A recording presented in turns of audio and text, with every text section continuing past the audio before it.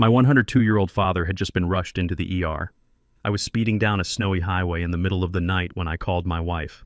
In a calm voice, she said, "I'm already here with your dad. Just drive safe. Don't rush." I trusted her completely. But when I ran into the hospital, Nurse Richards looked confused. "Mr. Frost, you're the first family member to arrive. We've been waiting 3 hours for someone to sign the treatment forms."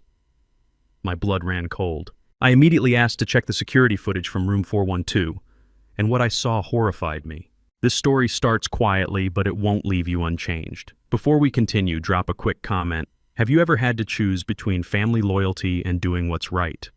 Your perspective matters. Quick note, some details are fictionalized for storytelling, but the heart of this story, the message about family justice and difficult choices, is what truly matters. The phone rang at 11:47 p.m. while I was doing 70 on I-84 40 minutes from home, and the voice on the other end used the word respiratory failure about my 102-year-old father. I kept both hands on the wheel of my silver Ford F250 as light snow crossed the headlight beams. 3 days consulting in Albany and now this. The ER nurse identified herself as Richards, her voice professional and measured.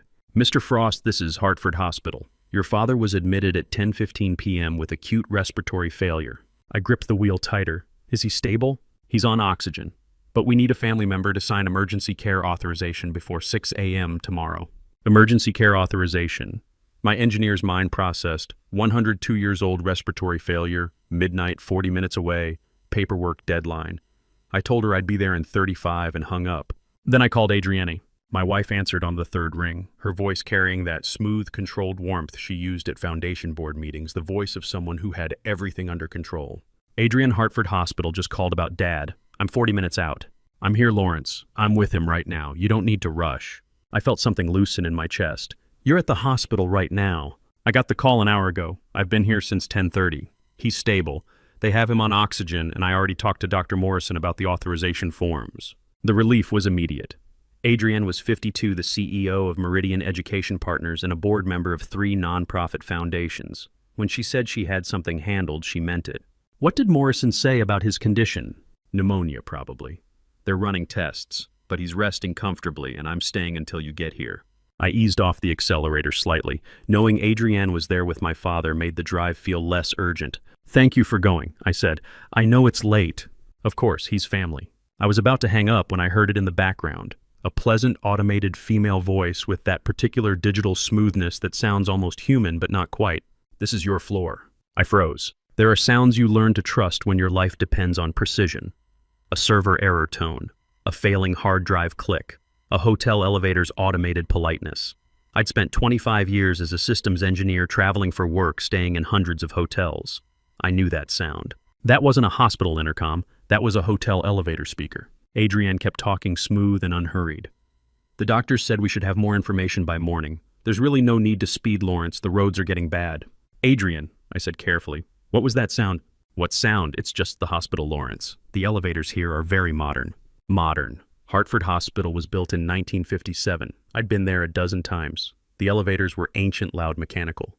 They announced floors with a bell, not a voice. "I didn't say that." "Okay," I said. "I'll see you there." I hung up. For 3 seconds, I sat in silence. The snow kept falling. The windshield wipers kept their steady rhythm. My speedometer read 70. Then I pressed the accelerator and watched the needle climb to 85. I didn't call her back. I didn't calculate next steps. I just drove and counted. How many times had I believed her without checking the metadata? That's how my brain works. I don't think in emotions first. I think in systems, in patterns, in data points that either align or don't. And this data point didn't align. She said she was at Hartford Hospital at 11:50 p.m. on a Sunday night. The background acoustics said she was in a hotel elevator. One of those statements was a lie. I thought about calling the hospital to verify, but that would tip my hand. If she was lying, she'd know I'd caught her the moment I asked. And I wanted to know why before she knew I knew. 25 years of engineering complex systems had taught me gather all the data before you start troubleshooting. So I drove. The snow thickened as I passed the Farmington exit. I kept it at 85 and tried to think. Why would Adrienne lie about being at the hospital with my dying father? The most obvious explanation, she was somewhere else and didn't want me to know. A hotel based on the elevator sound. But why an affair seemed too simple. Adrienne wasn't reckless. She planned everything. She documented everything. She didn't take risks that could damage her reputation, unless the risk was worth it. I took the Hartford exit at 12:22 a.m. The city was quiet, streets empty except for a few late-shift workers and one snowplow. Hartford Hospital sat on a hill above Asylum Avenue, its windows glowing yellow against the dark sky. I parked in the emergency lot and sat for a moment with the engine running. If Adrian wasn't here, my father was alone. If she was here, I'd just driven like a maniac based on an elevator sound I might have misheard. But I hadn't misheard. I turned off the engine and stepped out into the snow. The automatic doors slid open into fluorescent brightness. A security guard nodded at me from behind a desk. The ER waiting room held 3 people, an elderly man holding his wrist, a young woman with a sleeping toddler, a middle-aged guy staring at his phone. "No, Adriana." I walked to the reception desk. The woman behind the glass looked up. "I'm Lawrence Frost. My father, Ernest Frost, was admitted around 10:15. Respiratory failure." She typed on her computer. "Room 317, 3rd floor. Take the elevator to your left." "Has anyone else been up to see him tonight?" She checked her screen. "No visitors logged since admission." "No visitors." I didn't call her back. I just pressed the accelerator and watched the speedometer climb to 85. The snow kept falling. The road kept disappearing under my headlights. And somewhere in the silence of that Ford F250 cab, a question started forming that I wouldn't be able to ignore. If she lied about being at the hospital tonight, what else had she lied about for 14 years? The elevator to the 3rd floor took 43 seconds. I counted. Ursula Valencia, 49, head nurse on the 4th floor, met me at the nurse's station with the kind of professional eyes that had seen too many families at midnight not to recognize when someone was trying to assemble a truth they didn't want to find. "Mr. Frost, your father was admitted at 10:15 p.m. We've been waiting for family to sign the intensive care authorization." I set my keys on the counter. "My wife, Adrienne Frost. She said she was here." Ursula's expression didn't change, but something shifted behind her eyes. "She was here at 10:12 p.m. She said she needed to call you first before signing anything. Then she left. That was 3 hours ago." 3 hours ago. The elevator sound replayed in my head. The automated voice. "This is your floor." She'd been here. She'd walked into this hospital, seen my dying father, and walked out without signing the papers that would authorize his care. Then she'd called me from a hotel elevator and lied about being here. "Where is he?" I asked. Before Ursula could answer, a man stepped forward. Dr. Craig Morgan, 55, with the measured authority of an ER physician who'd delivered serious news at midnight too many times to waste words on anything but clarity. "Mr. Frost, at 102 years old, every hour we wait is a risk. Your father's in acute respiratory failure. We've stabilized him on oxygen, but I need a legal guardian's signature now to proceed with intensive care protocol." "What does he need?" "Intensive respiratory support, possibly intubation if he declines, but I need your authorization." I reached for the clipboard Ursula was already holding out. "Where do I sign?" Dr. Morgan pointed to 3 highlighted sections. I signed all of them without reading. My hand was steady. That surprised me. "Can I see him?" I asked. Ursula nodded. "Room 412, 4th floor. I'll take you up." We rode the elevator in silence. The hospital at 12:40 a.m. had that particular quiet that comes from machinery running and people trying not to disturb the dying. Fluorescent lights hummed. Somewhere a monitor beeped. A patient coughed behind a closed door. Ursula led me down a hallway that smelled like antiseptic and floor wax. She stopped at room 412 and pushed the door open. Ernest Frost, 102 years old, lay against white hospital pillows with an oxygen mask covering most of his face. When he opened his eyes later, they would be sharp as glass, the eyes of a man who'd sat on the federal bench for 4 decades. But right now, those eyes were closed. Monitors beeped a steady rhythm. An IV ran into his left arm, the skin there so thin I could see every vein. Through the window, Seymour Street lay under fresh snow, empty except for one set of tire tracks. "He's been asking for you since he arrived," Ursula said quietly. "Has anyone else visited besides my wife?" "Just her, for about 6 minutes." 6 minutes. I did the math automatically. She'd arrived at 10:12 p.m., left at 10:18 p.m., drove to a hotel based on the elevator sound, probably the Delamar or the Study at Yale, both 20 minutes away, called me at 11:49 p.m. from that hotel elevator. 23 minutes of driving, 91 minutes unaccounted for. Ursula touched my shoulder briefly. "I'll be at the nurse's station if you need anything." She left, closing the door with the practiced silence of someone who knows how to give families space with their dying. I pulled the chair close to the bed and sat. Showing up isn't complicated. You either do or you don't, and every excuse in between is just another way of choosing not to. Adrienne had been here. She'd stood in this room, looked at this man who'd been part of our family for 14 years, and walked away without signing 3 pieces of paper that would authorize his care. Not because she didn't understand the stakes. She was CEO of an education company. She understood authorization forms better than most lawyers. She walked away because she chose to. The yellow bedside lamp cast soft shadows across my father's face. I'd seen him age over the years, watched the skin thin, the hands shake, the walk slow from steady to careful to shuffling. But he'd always been sharp, federal judge sharp. The kind of sharp that could parse a legal argument in 3 sentences and find the flaw you'd spent weeks hiding. I reached for his hand on the blanket. The moment our hands touched, his eyes opened. Not patient eyes, judge's eyes. He looked at me for 3 seconds without moving. Then he raised one finger and gestured me to lean close. I leaned down. He pulled the oxygen mask aside slightly, and when he spoke, his voice was hoarse but clear. "You came alone."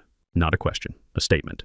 "I came as fast as I could, Dad." He looked at me with those sharp eyes that had presided over 40 years of testimony. How long had my father been alone before I walked through that door? 3 hours since Adrienne left. But that wasn't what he was asking. "She was here," I said, "earlier, for a few minutes."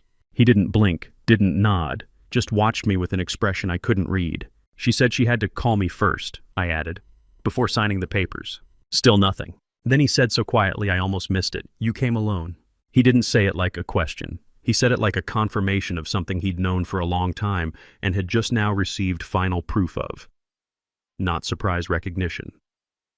And the look in those 102-year-old eyes, former federal judge eyes that had presided over 40 years of testimony, told me he'd been watching my marriage longer than I'd been willing to see it. I woke at 7:15 a.m. in the plastic chair beside my father's bed with a stiff neck and one clear thought: I needed to see the security footage from last night.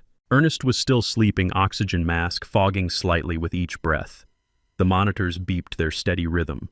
Morning light came through the window at an angle that said January pale and thin. I stood, carefully pulled the blanket higher on his chest and walked out. Ursula was at the nurse's station marking something on a chart. She looked up when I approached. "I need to review security footage from last night," I said. "4th floor hallway between 10 p.m. and midnight." She set down her pen. "You're the legal guardian on file. Derek Walsh in security can help you. 1st floor east wing past the cafeteria." "Thank you. Which cameras cover the patient rooms?" "Camera 4B gets to the hallway outside 410 through 414. Your father's room is in that range." I took the stairs instead of the elevator. My mind was already organizing what I needed to ask for: specific time range, specific camera angle documentation of exactly when Adrienne arrived and when she left. Not why she left, that wasn't a question security footage could answer. But how long she stayed, what she did while she was here, whether she spoke to anyone, those were data points I could collect. The security office sat behind a door marked "Staff Only," next to a vending machine that hummed too loud. I knocked once and walked in. Derek Walsh, hospital security officer in his early 40s, wore the practiced patience of someone who'd handled hundreds of footage requests but still checked legal authorization before pulling up a single frame. He looked up from a desk covered in monitor screens. "I need the procedure documented," I said. "Legal guardian of patient 412 reviewing family visit timeline." He typed something on his keyboard. "System shows you're authorized. What time range?" 10 p.m. to midnight, 4th floor hallway." The room smelled like coffee and electronics, that particular scent of machines running 24 hours in a small space. 16 screens showed different hospital corridors in pale blue LED light. Derek pulled up camera 4B on the center monitor and scrolled backward through timestamp markers. "Here," he said, at 9:45 p.m. "I'll play forward from there." He hit play at normal speed. At 10:09 p.m., Adrienne walked into frame. She wore her camel coat, the Burberry one she saved for board meetings and donor events. Her hair was perfect. She walked with purpose down the hallway, glanced at the chart holder outside room 412, and pushed the door open. The camera angle showed most of the doorway. Through the narrow window in the door, I could see movement inside the room. "Can you note the exact timestamps?" I asked. Derek pulled out a small notebook. "Entry 100903. I watched the monitor. Adrienne's silhouette moved through the room window. She leaned over the bed, took something out of her purse. Her phone. What's the difference between being somewhere and performing being somewhere for people who aren't watching? She adjusted the angle, leaned closer. The phone's screen glowed bright in the dim room light. She was taking a selfie, not checking his oxygen levels, not reading his chart, not calling for a nurse, taking a picture of herself next to my unconscious father. At 10:15 p.m., she walked out of the room, pulled the door closed behind her, and headed straight for the elevator. She didn't look back, didn't stop at the nurse's station, didn't speak to anyone. Derek wrote in his notebook, "Exit 10:15:17. Can you replay the section where she's in the room?" He scrolled back and played it again. I watched her lean over Ernest's phone raised, adjusting the frame. The selfie took maybe 8 seconds to compose. Then she straightened, checked the photo on her screen, and put the phone back in her purse. 6 minutes and 14 seconds total. No interaction with my father. No acknowledgement of the monitors showing his oxygen saturation, his heart rate, his blood pressure. No glance at the IV drip rate. No call button pressed for a nurse. Just the photo op. "One more time," I said. "I need to see what she was holding when she left." Derek played it a third time. Nothing. Just her phone and purse. No paperwork, no authorization forms, no medical information sheet. 6 minutes enough time to prove you showed up, not enough time to prove you cared. "Can you provide me a copy of this timestamp log?" I asked. Derek tore the page from his notebook and handed it to me. "You want the video file?" "Yes. How do I request that officially?" "Legal guardian can submit a written request to medical records. Takes about 48 hours to process." I folded the timestamp log and put it in my pocket. "Thank you." I stood there for another moment watching the frozen frame on the monitor. Adrienne in the doorway, one hand on the frame phone and the other hand face turned away from my father toward the hallway, toward the exit. She'd driven 23 minutes from wherever she was home maybe or the office to Hartford Hospital. She'd walked from the parking lot through the ER entrance, taken the elevator to the 4th floor, found room 412, and walked in. 6 minutes and 14 seconds later, she walked out. No nurse consultation, no doctor update, no emergency authorization signed, just proof of presence captured in her phone's camera roll. I thought about the call at 11:49 p.m., her smooth voice saying, "I'm here, Lawrence. I'm with him right now." The automated elevator voice in the background. "This is your floor." She'd left the hospital at 10:15 p.m., called me from a hotel 94 minutes later, lied about being at the hospital while I was doing 85 on I-84 trying to get to my dying father. I stood in front of that 16-screen grid and did the math. 6 minutes and 14 seconds, enough time to take a picture and construct an alibi. Not enough time to speak to a nurse, read a chart, or sign a single page of emergency authorization. And somewhere in those 6 minutes, she'd raised her phone and captured my father's sleeping face, not to remember him, but to prove to someone else she'd been there. I needed to know who she was proving it to. I drove home to Greenwich at 1:30 p.m., walked past the kitchen where Adrienne's coffee mug still sat from yesterday morning, and went straight upstairs to my office. Walnut desk, 3 monitors, filing cabinet with 14 years of organized records, navy Roman blinds filtering January light into something manageable. This was where I'd designed infrastructure systems for 25 years, server architecture, network redundancy, fail-safe protocols. Systems that worked because I understood that patterns aren't accidents, they're architecture. I powered on all 3 monitors. Monitor 1, my Google Calendar work schedule going back 2 years. Monitor 2, Adrienne's Meridian Foundation public events calendar pulled from their website. Monitor 3, blank, ready for the next data layer. If she lied about the hospital, what system made that lie possible? I started with my consulting schedule. Albany trips for the state education database migration, Boston infrastructure audits, Hartford client site visits. A predictable pattern averaging 2 to 3 nights away per month. Overnight stays flagged in blue on my calendar. Then I opened Adrienne's foundation calendar in the second window. Public events board meetings, gala planning sessions, donor cultivation dinners. All documented with professional precision because nonprofits run on transparency and public record. I pulled up July 2024 and started comparing. July 12th, I was in Albany installing server racks. Adrienne had emergency board dinner 7 to 9 p.m. I grabbed a legal pad and wrote July 12th match. July 23rd, Albany again overnight database testing. Adrienne gala planning committee 6 to 10 p.m. July 23rd match. August 3rd, Boston infrastructure audit 2 nights. Adrienne donor cultivation evening. August 3rd match. I worked through August, then September, then October. Every time I had an overnight trip, I checked her calendar for evening events. Not approximate overlaps, exact dates. By 2:30 p.m. I had 11 matches. By 2:47 p.m. I had 17. 17 instances in 6 months. Every single overnight trip I took for work. Albany, Boston, Hartford client sites. Adrienne scheduled an evening foundation meeting. Not most of them, not some of them, all of them. I stared at the legal pad with 17 yellow highlighter marks and felt something shift in my understanding of the past 6 months. I wasn't her husband. I was the variable. She controlled the schedule. She optimized around the absence she required. Some of the meetings were legitimate public record. The October gala had 200 attendees and raised $500,000 for education programs. But others were vague calendar entries. Foundation strategy session 7 to 10 p.m. Board member consultation evening. donor meeting private. Every single one scheduled for nights when I wouldn't be home. Not a pattern, a system. She wasn't working around my schedule, she was using it. I opened the filing cabinet and pulled the accordion folder marked Credit Cards 2024. We'd always kept joint accounts. Transparent finances, she'd said. Nothing to hide, she'd said. I'd appreciated that about our marriage, the mutual trust, the shared access, the assumption that we were building something together. I spread the statements across the walnut desk beside the legal pad with 17 highlighted dates. July 12th, my first Albany overnight. Her emergency board dinner. I found the July statement and ran my finger down the charges.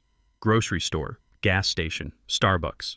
Then Zinc, New Haven, $287, July 12th, 8:43 p.m. Zinc, New Haven. Not Hartford, where the Meridian Foundation office was located. New Haven, 45 minutes south of Greenwich, 90 minutes from Hartford. A city where we had no family, no regular commitments, no reason to be. I pulled up Monitor 3 and searched Zinc, New Haven restaurant. Upscale American bistro. Wine bar. Intimate atmosphere.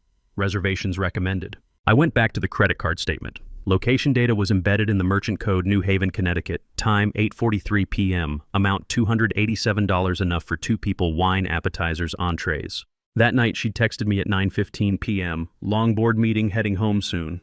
I checked August 3rd, Boston audit trip 2 nights. Her calendar said donor cultivation evening. August statement, the study at Yale, $412. August 3rd, 9:17 p.m. New Haven. Again. September 18th. Albany overnight, her calendar, Foundation Strategy dinner. September statement, Union League Cafe, $356, September 18th, 8:31 p.m. New Haven. 3 matches, 3 New Haven restaurants, 3 nights I was out of town. I started checking the other 14 dates. 11 of the 17 showed restaurant charges in New Haven on the exact nights I was traveling.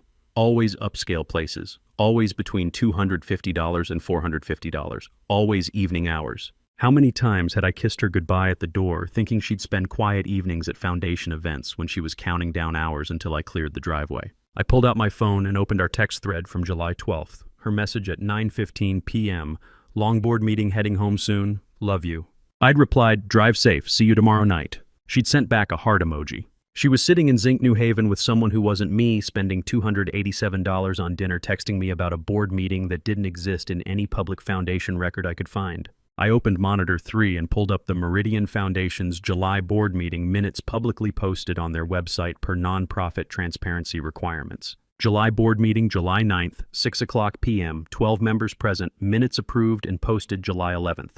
No emergency meeting on July 12th. I checked August. Regular board meeting August 6th, nothing on August 3rd. September board meeting, September 10th, nothing on September 18th. 17 dates, 11 restaurant charges in New Haven, 0 matching Foundation meetings in public record. I spread 6 months of credit card statements across the walnut desk and looked at the first highlighted date, July 12th, Zinc, New Haven, $287 at 8:43 p.m. the night I was installing server infrastructure in Albany, the night she texted me, long board meeting, heading home soon. 17 dates, 17 lies, and every single one of them had a paper trail with timestamps, location data, and merchant codes. Pattern wasn't enough anymore. I needed the logs. The logs were already waiting for me. The phone buzzed at 4:15 p.m. with an iMessage notification, and I watched the same message appear simultaneously on the old MacBook sitting on the credenza, the one we'd set up with family Apple ID sharing in 2019 and never bothered to disconnect. I stared at the notification.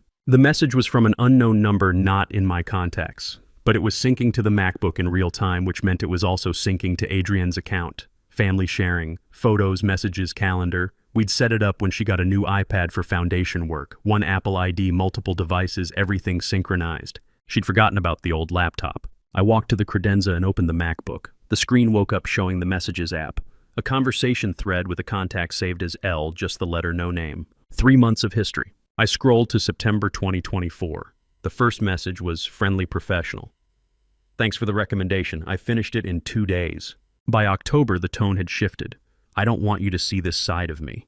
The response, I don't want you to see this side of me either. By November, we both know this is wrong. We both know we're not stopping. I kept scrolling. Not crude sexting. Real conversation. Discussions about books. Late-night philosophy about regret and choice. Arguments in the messages, then reconciliations. Plans to meet, hotel names I recognized from expense reports, dates that matched my Albany trips. This wasn't an affair of convenience. This was a relationship with depth and history. I read exactly 10 message exchanges. September 18th. Meet me at the study at 8. I have until midnight. October 12th. I wish we'd met before I was who I am now. November 3rd. You make me feel like the version of myself I gave up on. 10 lines. That was enough to know what this was. Betrayal with real feelings is worse than betrayal without them. Lies have expiration dates, but love leaves evidence that outlives the relationship. I closed the MacBook at 4:47 p.m. I didn't keep reading. Not because I couldn't handle it, because I didn't need to. The evidence existed. It was documented. It was preserved in cloud architecture that Adrienne had forgotten about when she deleted these conversations from her phone. I wasn't reading her love story. I was documenting evidence. The rest could wait. I sat there for 20 minutes looking at the closed laptop. Then I stood up, put on my coat, and walked 4 houses down Greenwich Avenue. Vernon Townsend, 74, retired postal supervisor who'd lived on this street since 1987, answered the door in flannel and reading glasses.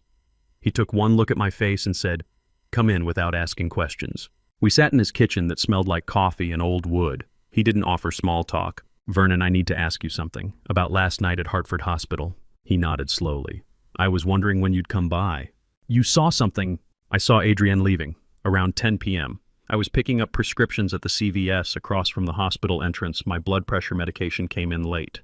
She came out of the ER doors, walked straight to her Mercedes in the lot. Very rushed. Didn't look back.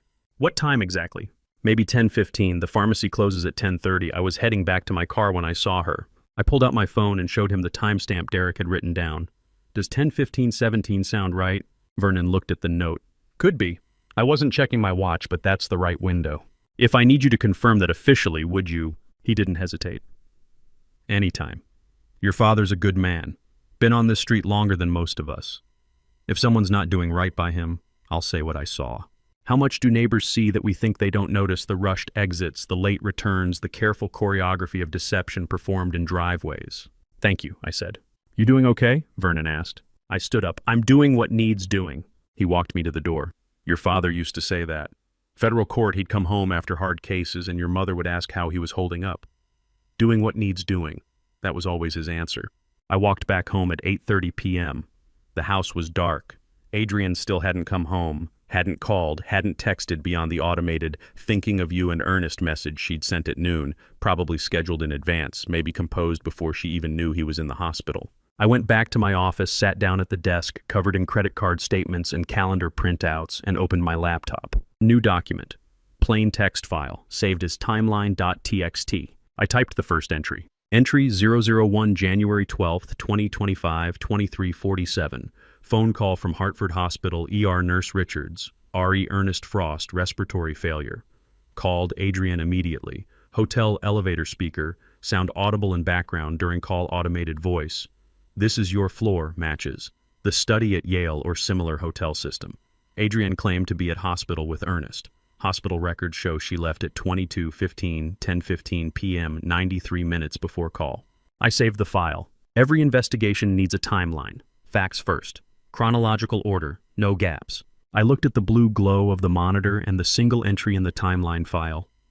92 characters, the first piece of evidence in what I already knew would become hundreds. Somewhere in those deleted messages on the MacBook was a hotel name, meeting times, 3 months of coordination that matched my calendar. I didn't need to read them all tonight. The MacBook wasn't going anywhere. The messages were preserved in cloud storage that would survive phone deletions, device resets, even intentional erasure, because that's how Apple's architecture works. Redundancy, backup, fail-safe protocols. I sat in the blue glow of the monitor and looked at the timeline. .txt file, 1 entry. 92 characters, the first piece of evidence in what I already knew would become hundreds. Somewhere in those deleted messages was a hotel name meeting times 3 months of coordination that matched my Albany calendar. I didn't need to read them all tonight. The MacBook wasn't going anywhere.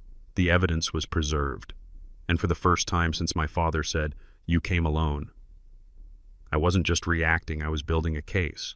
A case needs witnesses. I arrived at Hartford Hospital at 7:45 a.m. on January 14th with coffee I didn't drink and a question I needed answered: who else had been in that hallway the night Adrienne took her 6-minute selfie? Room 412 looked different in morning light. Ernest was sleeping peacefully, oxygen mask still in place, but the flow rate reduced from yesterday. The monitors showed steady vitals. His breathing had improved deeper, more regular. I pulled the plastic chair close to the bed and sat. I opened the timeline file on my phone and added entry 002, January 13th, 2025, 9:45, security footage review with Derek Walsh. Adrienne entered room 412 at 22:09:03, exited 22:15:17. Total time 6 minutes 14 seconds. Took selfie with patient, no nurse consultation, no paperwork signed. Ursula appeared in the doorway with a different expression than I'd seen before. Not the professional calm of a nurse delivering medical updates, but something more cautious. "Mr. Frost, do you have a moment?" I stood up. "Is Dad okay?" "He's stable. This is about something else. Someone wants to talk to you." I followed her into the hallway. She kept her voice low. "One of our cart attendants mentioned he saw your wife that night, in a spot the cameras don't cover well." I felt my pulse pick up. "Which attendant?"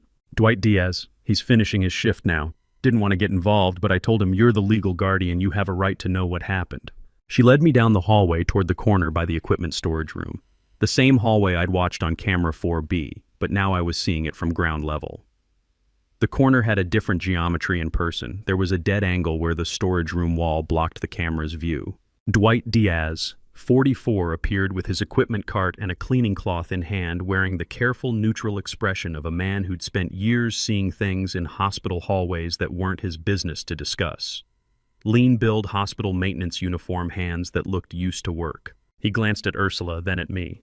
"I don't want trouble," he said. "But I saw your wife, she gave something to a man, an envelope." I kept my voice steady. "When, around 10:10 p.m., January 12th, I was pushing the cart past this corner heading to restock room 420. I saw her standing here talking to a man, navy jacket, khaki pants. She handed him a white envelope. They talked for maybe 30 seconds, then he walked toward room 418. What did he look like? White guy, maybe late 30s, dark hair, brown dress shoes. Nice ones, I noticed, because they didn't fit the hospital. And he wasn't wearing a visitor badge. The people we notice least cart attendants, cleaners, the ones who move through hallways like furniture. They see everything we think is invisible. "Room 418, I said. "What's in there?" Dwight looked at Ursula. She answered, "It was empty that night, supposed to stay empty for maintenance. Bathroom fixture repair scheduled for the 15th. "But he went in there," Dwight nodded. "For maybe 2 minutes, then came back out and left the floor. I watched him take the elevator down." I pulled out my phone and opened the Notes app. "Can you describe the envelope?" Standard white business envelope. Thin, not bulky. Could have been papers, could have been something else. "And you saw him again?" Dwight's expression shifted. "This morning, 6 a.m., same guy sitting in that chair right outside your father's room. Had coffee, newspaper, looked like family keeping vigil. When I made eye contact, he nodded at me like we were strangers sharing hospital solidarity. Navy jacket folded over the chair arm. I felt something cold settle in my chest. He was sitting outside room 412 this morning. Like he'd been there all night, natural as anything. If I hadn't seen the envelope exchange, I never would have questioned it.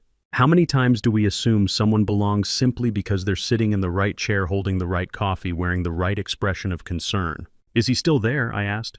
Dwight shook his head. "Left about 7:30 before the morning shift change." Ursula pulled out her phone. "I'll check the volunteer roster. Sometimes family friends register as support visitors, but if he wasn't wearing a badge..." "He wouldn't be on any roster," I said, "because Adrienne paid him to be here." Dwight looked uncomfortable. "I'm just telling you what I saw. I'm not accusing anyone of anything." "I understand. Would you be willing to confirm what you saw if it becomes necessary?" He hesitated, looked at the equipment cart like it might offer an excuse to leave. Then, "I'm just a cart guy. I don't want problems." "I know, but you saw what you saw." He met my eyes for 3 seconds. "Yeah, I saw what I saw." Ursula touched his shoulder. "Thank you, Dwight. You can finish your shift. I'll handle this." He nodded and pushed his cart down the hallway, moving with the practiced invisibility of someone who'd learned when to be seen and when to disappear. Ursula waited until he was gone. "What are you thinking?" "I'm thinking my wife hired someone to sit outside my father's room and pretend to be family. Gave him an envelope, probably cash, possibly instructions. Sent him to an empty room for 2 minutes, then positioned him where hospital staff would see him and assume he belonged. Creating a false record of presence," Ursula said quietly. "Exactly. She was here for 6 minutes. He was here for hours, maybe all night. Anyone checking on Ernest would see him and think family was present. If staff mentioned it later, she could claim she wasn't alone, someone else was watching over him." Ursula looked toward room 412. "That's calculated." "That's a system," I said. I stood in that 4th-floor hallway and looked toward room 412, where a man I'd never met had apparently sat all morning pretending to care about my father's recovery. Adrienne had handed him an envelope in a camera blind spot, sent him to an empty room, and positioned him as family witness. The question wasn't whether she'd hired someone to fake presence. The question was how much she'd paid and whether I could prove it before the man disappeared. I didn't have to wait long to prove it. Ursula went to the nurse's station at 9:15 a.m. and pulled up the volunteer database while I stood beside her watching the screen load with the kind of focus I used to reserve for debugging corrupted code. "No one matching that description is registered as volunteer for this floor," she said, scrolling through the list. "January 12th through 14th, we have 3 volunteers total. 2 women, 1 man in his 60s. "What about visitor log for room 412? She switched screens. "Just you. No one else has signed in since your father was admitted. No institutional authorization, no visitor badge, no paperwork trail." The man Dwight saw had been sitting outside my father's room for at least part of 2 days with 0 official permission to be in the building. Technically, he was trespassing. "Is he still here?" I asked. Ursula looked down the hallway toward room 412. "I saw him about 10 minutes ago. Same chair." We walked down the hallway together. The man was still there, mid-30s, navy jacket draped over the chair arm, khakis, brown leather loafers that looked Italian. He had a coffee cup in one hand and a folded newspaper in the other. The posture of someone comfortable, waiting someone who'd done this before. He looked up when we approached, started to nod politely, the universal hospital acknowledgement between strangers keeping vigil. Then he registered Ursula's professional authority and my purposeful stride. His expression shifted from casual to cautious. "Are you family of Ernest Frost?" I asked. He stood up slowly. I was asked to keep an eye on him." Ursula's voice carried the professional edge of someone who'd dealt with unauthorized visitors before. "You're not on our volunteer roster. Do you have visitor authorization?" "Not exactly." "Then you need to explain what you're doing on this floor," Ursula said. The man looked at me, then at Ursula, then back at me. "Someone hired me. Through an app. $300 a day to sit with an elderly patient, check occasionally, be present. I was told the family worked long hours and needed someone reliable to maintain presence. $300 a day buys a lot of things. Coffee, newspaper. The performance of concern without the inconvenience of actually caring." "Who hired you?" I asked. He shifted his weight. "I got the request through TaskAlite. It's like TaskRabbit, but for longer-term jobs. The client specified 3 days, January 12th, 13th, 14th. $900 total paid up front through Venmo." "Show me the payment," I said. He hesitated for exactly 2 seconds, then pulled out his phone. Michael Torres, 36, sat with a folded newspaper and expensive coffee, wearing the kind of business casual outfit that signaled he had better places to be, but was being paid enough to wait. He opened his Venmo app and turned the screen toward me. "Transaction received $900. From at Adrienne MF. Date January 12th, 2025, 8:17 p.m. Memo fund expenses." I recognized the account immediately. Adrienne's secondary card, the one linked to her Meridian Education Partners Foundation work. She used it for catering orders, printing services, event supplies, anything categorized as operational expenses that could be filed under the foundation's budget. She'd categorized hiring a fake family member as fund expenses. "What exactly were you hired to do?" Ursula asked. Michael looked relieved to be answering a nurse instead of me. "Just be present. Walk past the room, occasionally sit nearby with coffee, look like concerned family.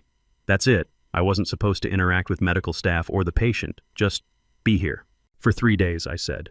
"Right. 8-hour shifts, 8 a.m. to 4 p.m. I was told someone else would handle overnight, but I never saw them, because there was no one else.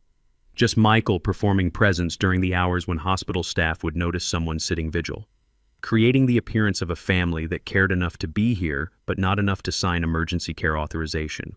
"Did you ever speak to my father?" I asked. Michael shook his head. "No. I was specifically told not to enter the room or engage with him. Just maintain visible presence in the hallway." "How do you manufacture presence for someone who won't show up? You hire a stranger to sit in a chair and hold a coffee cup while your father-in-law fights for breath." "Were you given any instructions beyond sitting here?" Ursula asked.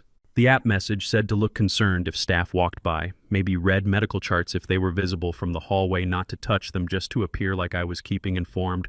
Professional presence without professional responsibility. I took a screenshot of the Venmo transaction with my phone. Michael didn't object. "You understand you've been trespassing," Ursula said. "I didn't know that. The job posting said all arrangements were cleared with the hospital. I assumed it was legitimate." "It wasn't," I said. and I'm the only family member authorized to be here. Michael looked at the coffee cup in his hand like it might explain how he'd ended up in this conversation. Look, I'm sorry, I thought I was helping someone who couldn't be here themselves. The money was good, the job seemed straightforward. Would you be willing to confirm this arrangement if asked? I said. Officially. He looked at the Venmo screen still open on his phone. I have the transaction record, the job posting, messages from the client. If you need proof, I can provide it. I need proof, I said. He nodded slowly. Then you have it. Ursula gestured toward the elevator. You need to leave the floor now. This hospital has policies about unauthorized visitors. Michael gathered his jacket and newspaper. As he walked past me toward the elevator, he said quietly, For what it's worth, your father seems like a good man. I hope he recovers. I didn't respond. The elevator doors closed on Michael Torres and his $900 of purchased concern. I stood in that hospital hallway, looking at a Venmo transaction on a stranger's phone, $900 from my wife's foundation card, to pay someone to pretend to care about my father for 72 hours. Not emergency spending, not panic decision planned, budgeted categorized as fund expenses, like catering or printing costs. 14 years of marriage, and I'd lived with someone capable of purchasing the appearance of family while the reality lay dying on a ventilator. I was beginning to understand what someone capable of this looked like. My phone buzzed at 10:47 a.m. with a text from Ursula. Someone downstairs waiting for you, says she knows you from Parent Association, needs to talk about the foundation. I stared at the message. I didn't know anyone from any Parent Association. Adrian handled all the Whitmore Academy social obligations, fundraising dinners, gala planning, parent networking events. I'd shown up to exactly 2 school functions in 14 years, both times because Adrian needed a +1 for optics. I texted back, I don't know any parents from Whitmore. What's the name? 3 dots appeared then. Celeste Cooper. Says it's urgent, about your wife and the school. Another thread pulling loose. I took the elevator to the first floor and found the waiting room. Celeste Cooper, 43, sat alone in the first floor waiting room wearing an old red puffy coat and gripping a thick manila folder like it contained the only evidence anyone might believe. Her eyes were already red, not crying now, but recently. She stood immediately when I approached. Mrs. Cooper, I'm Lawrence Frost. You asked to see me. I heard you're looking into the Meridian Foundation, into your wife. I kept my expression neutral. Who told you that? One of the nurses. I was here yesterday visiting my mother, post-op recovery, 4th floor. I heard them talking about Ernest Frost and his family situation, about how you were reviewing security footage, asking questions. I thought maybe... She didn't finish the sentence. She didn't need to. Her eyes said everything, desperate hope mixed with the exhaustion of someone who'd told this story too many times to people who didn't help. Maybe I should sit down, I said. We sat in adjacent plastic chairs. The waiting room smelled like coffee and antiseptic. An elderly couple sat near the window, not talking. A man in scrubs scrolled through his phone by the vending machine. Celeste opened the folder with trembling hands. My daughter Nicolette, she's 13, 8th grade at Whitmore Academy. She pulled out a school photo, dark hair, careful smile, the kind of posed expression that schools require but don't capture real personality. She's been bullied since September by another student. Physical intimidation, social exclusion, online harassment through group chats. I looked at the photo, then at Celeste. What did the school do? I filed a formal complaint October 15th with the counseling office, documented everything, screenshots, witness names, dates. Principal Darren Stewart called me on October 28th, said the matter was being handled internally with appropriate discretion. And nothing changed. November came. Nicolette refused to eat for 3 weeks. She begged me not to send her back to school. There's a hierarchy of concerns that reveals character. Some people put children first, some put galas first. And the distance between those priorities is the distance between decency and corruption. 3 weeks, I repeated. Celeste's hands shook as she pulled another document from the folder. I kept calling the school, kept emailing. Finally, Stewart agreed to meet again. November 20th. He told me they were taking the matter seriously, investigating thoroughly, but these things take time. He asked me to be patient, to trust the process. Did you? I tried, but Nicolette kept getting worse. I took her to a therapist. The therapist asked if I'd reported the bullying. I said yes. The therapist said the school's delay was unacceptable. She handed me a printout. Email chain between Darren Stewart and Adrian Frost, November 5th to 12th, 2024. I read it twice. Stewart, November 5th. Celeste Cooper, complaint escalating. Student safety concern documented, but parent becoming vocal. Need guidance managing situation before this becomes public. Thoughts, Adrian, November 8th. Let's discuss offline. We need to settle this amicably before the January gala. Can't afford controversy during our primary fundraising campaign. We'll call you Monday. Stuart, November 12th. Agreed. We'll handle delicately. Appreciate the partnership.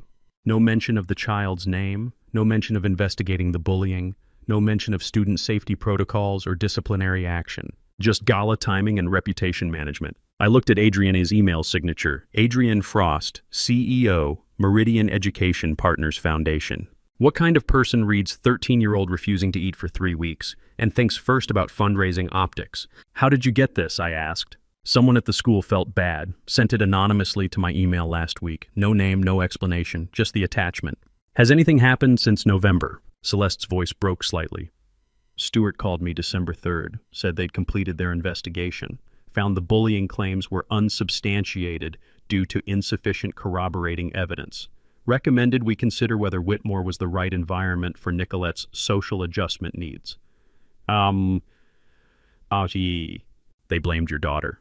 They suggested I withdraw her. I can't afford another private school. Public school registration closed in October. So Nicolette's still there, still being bullied, still barely eating. I looked at the folder on Celeste's lap. It was at least an inch thick. What else is in there? Screenshots, text messages, witness statements from other parents whose kids saw what happened, medical records from Nicolette's pediatrician documenting weight loss and anxiety, therapist notes, everything I thought might matter. She looked at me with eyes that had asked for help too many times without receiving it. Can you help? I don't know who else to ask. Your wife runs the foundation that funds the school. Principal Stewart coordinates with her. I saw the emails. They're protecting the reputation, not the students. And I heard you were looking into the foundation. I thought maybe... I looked at the email again. At Adrian's name. At the date November 8th, 2024. 6 weeks before Ernest's hospitalization. 8 weeks before I discovered everything. A 13-year-old had been refusing food while adults coordinated gala optics. Let me see what you have, I said. Everything in that folder. Celeste's breath caught. You'll actually look at it. I'll look at all of it. I sat in that hospital waiting room with Celeste Cooper's thick folder on my lap and realized this wasn't just about my father anymore, wasn't just about 14 years of marriage built on synchronized calendars and hotel elevator sounds. There was a 13-year-old girl who'd stopped eating because the adults around her prioritized a January gala over her safety. And the woman who'd made that calculation, who'd typed, "Settle this amicably before the fundraiser," while a child suffered, was the same woman I'd kissed goodbye 1,000 Tuesday mornings without seeing who she actually was. I needed to know exactly who she was. I called Sterling Fitzgerald from the hospital parking lot at 1:30 p.m. and said 6 words, "I need a digital forensic analysis." Sterling didn't ask personal questions, just technical ones. What device? My wife's MacBook. I have family sharing admin access from 2019, never disabled. What timeline? Past 6 months, deleted files, calendar syncs, metadata reset logs, everything. I can be at your place in 45 minutes. Portable forensic kit. Are you ready to see what's been hidden? I looked at Celeste Cooper's folder on the passenger seat. I've already seen enough. I need to prove it. Sterling Fitzgerald, 34, arrived at my Greenwich house at 2:15 p.m. with a laptop bag and portable forensic drives, moving with the efficient focus of someone who'd spent a decade analyzing digital evidence and knew that metadata revealed truths people thought they'd erased. We went straight to my office. He set up at the second monitor, pulled out cables and external drives, booted terminal. The screen filled with white text on black file structures, timestamps, user logs, scrolling past faster than I could read. Family sharing gives me full file system access, Sterling said, fingers moving across the keyboard. She never disabled it. Never thought to. We set it up for photo syncing when she got an iPad for work. Domestic tech convenience. Domestic tech convenience just became your forensic backdoor. He typed a command I recognized from my IBM infrastructure days, recursive directory search with timestamp filtering, starting with trash recovery and metadata analysis. I pulled up my desk chair and watched the terminal window populate with deleted files. Hundreds of them. Photos, PDFs, text documents. Sterling ran filters, sorted by relevance, flagged anything created or modified in the past 6 months. Here, he said at 2:30 p.m. File called WA_incident_November 2024.pdf, deleted November 18th. He recovered the file and checked the metadata. Created by d.hale@meridian.org. That's her work email. Adrian Hale Frost. Meridian is the foundation. Sterling opened the PDF. Incident report from Iris Gomez, Whitmore Academy counselor. dated November 12, 2024. Subject, Nicolette Cooper, bullying documentation. I read it twice. Detailed timeline. September 15th, first incident reported by peer. September 22nd, second incident, physical intimidation. October 8th, online harassment screenshots. October 15th, parent complaint filed by Celeste Cooper. Recommendation, immediate intervention, mandatory counseling parent conference within 1 week. The file was deleted November 18th, 2 days before Stewart's email to Celeste saying the matter was handled internally. Digital files don't forget every deletion, leaves a shadow, every edit leaves a timestamp, every lie leaves metadata proving it was constructed, not accidental. Can you export this with full metadata, I asked? Sterling was already doing it. PDF with embedded creation date, author modification history, court-ready format.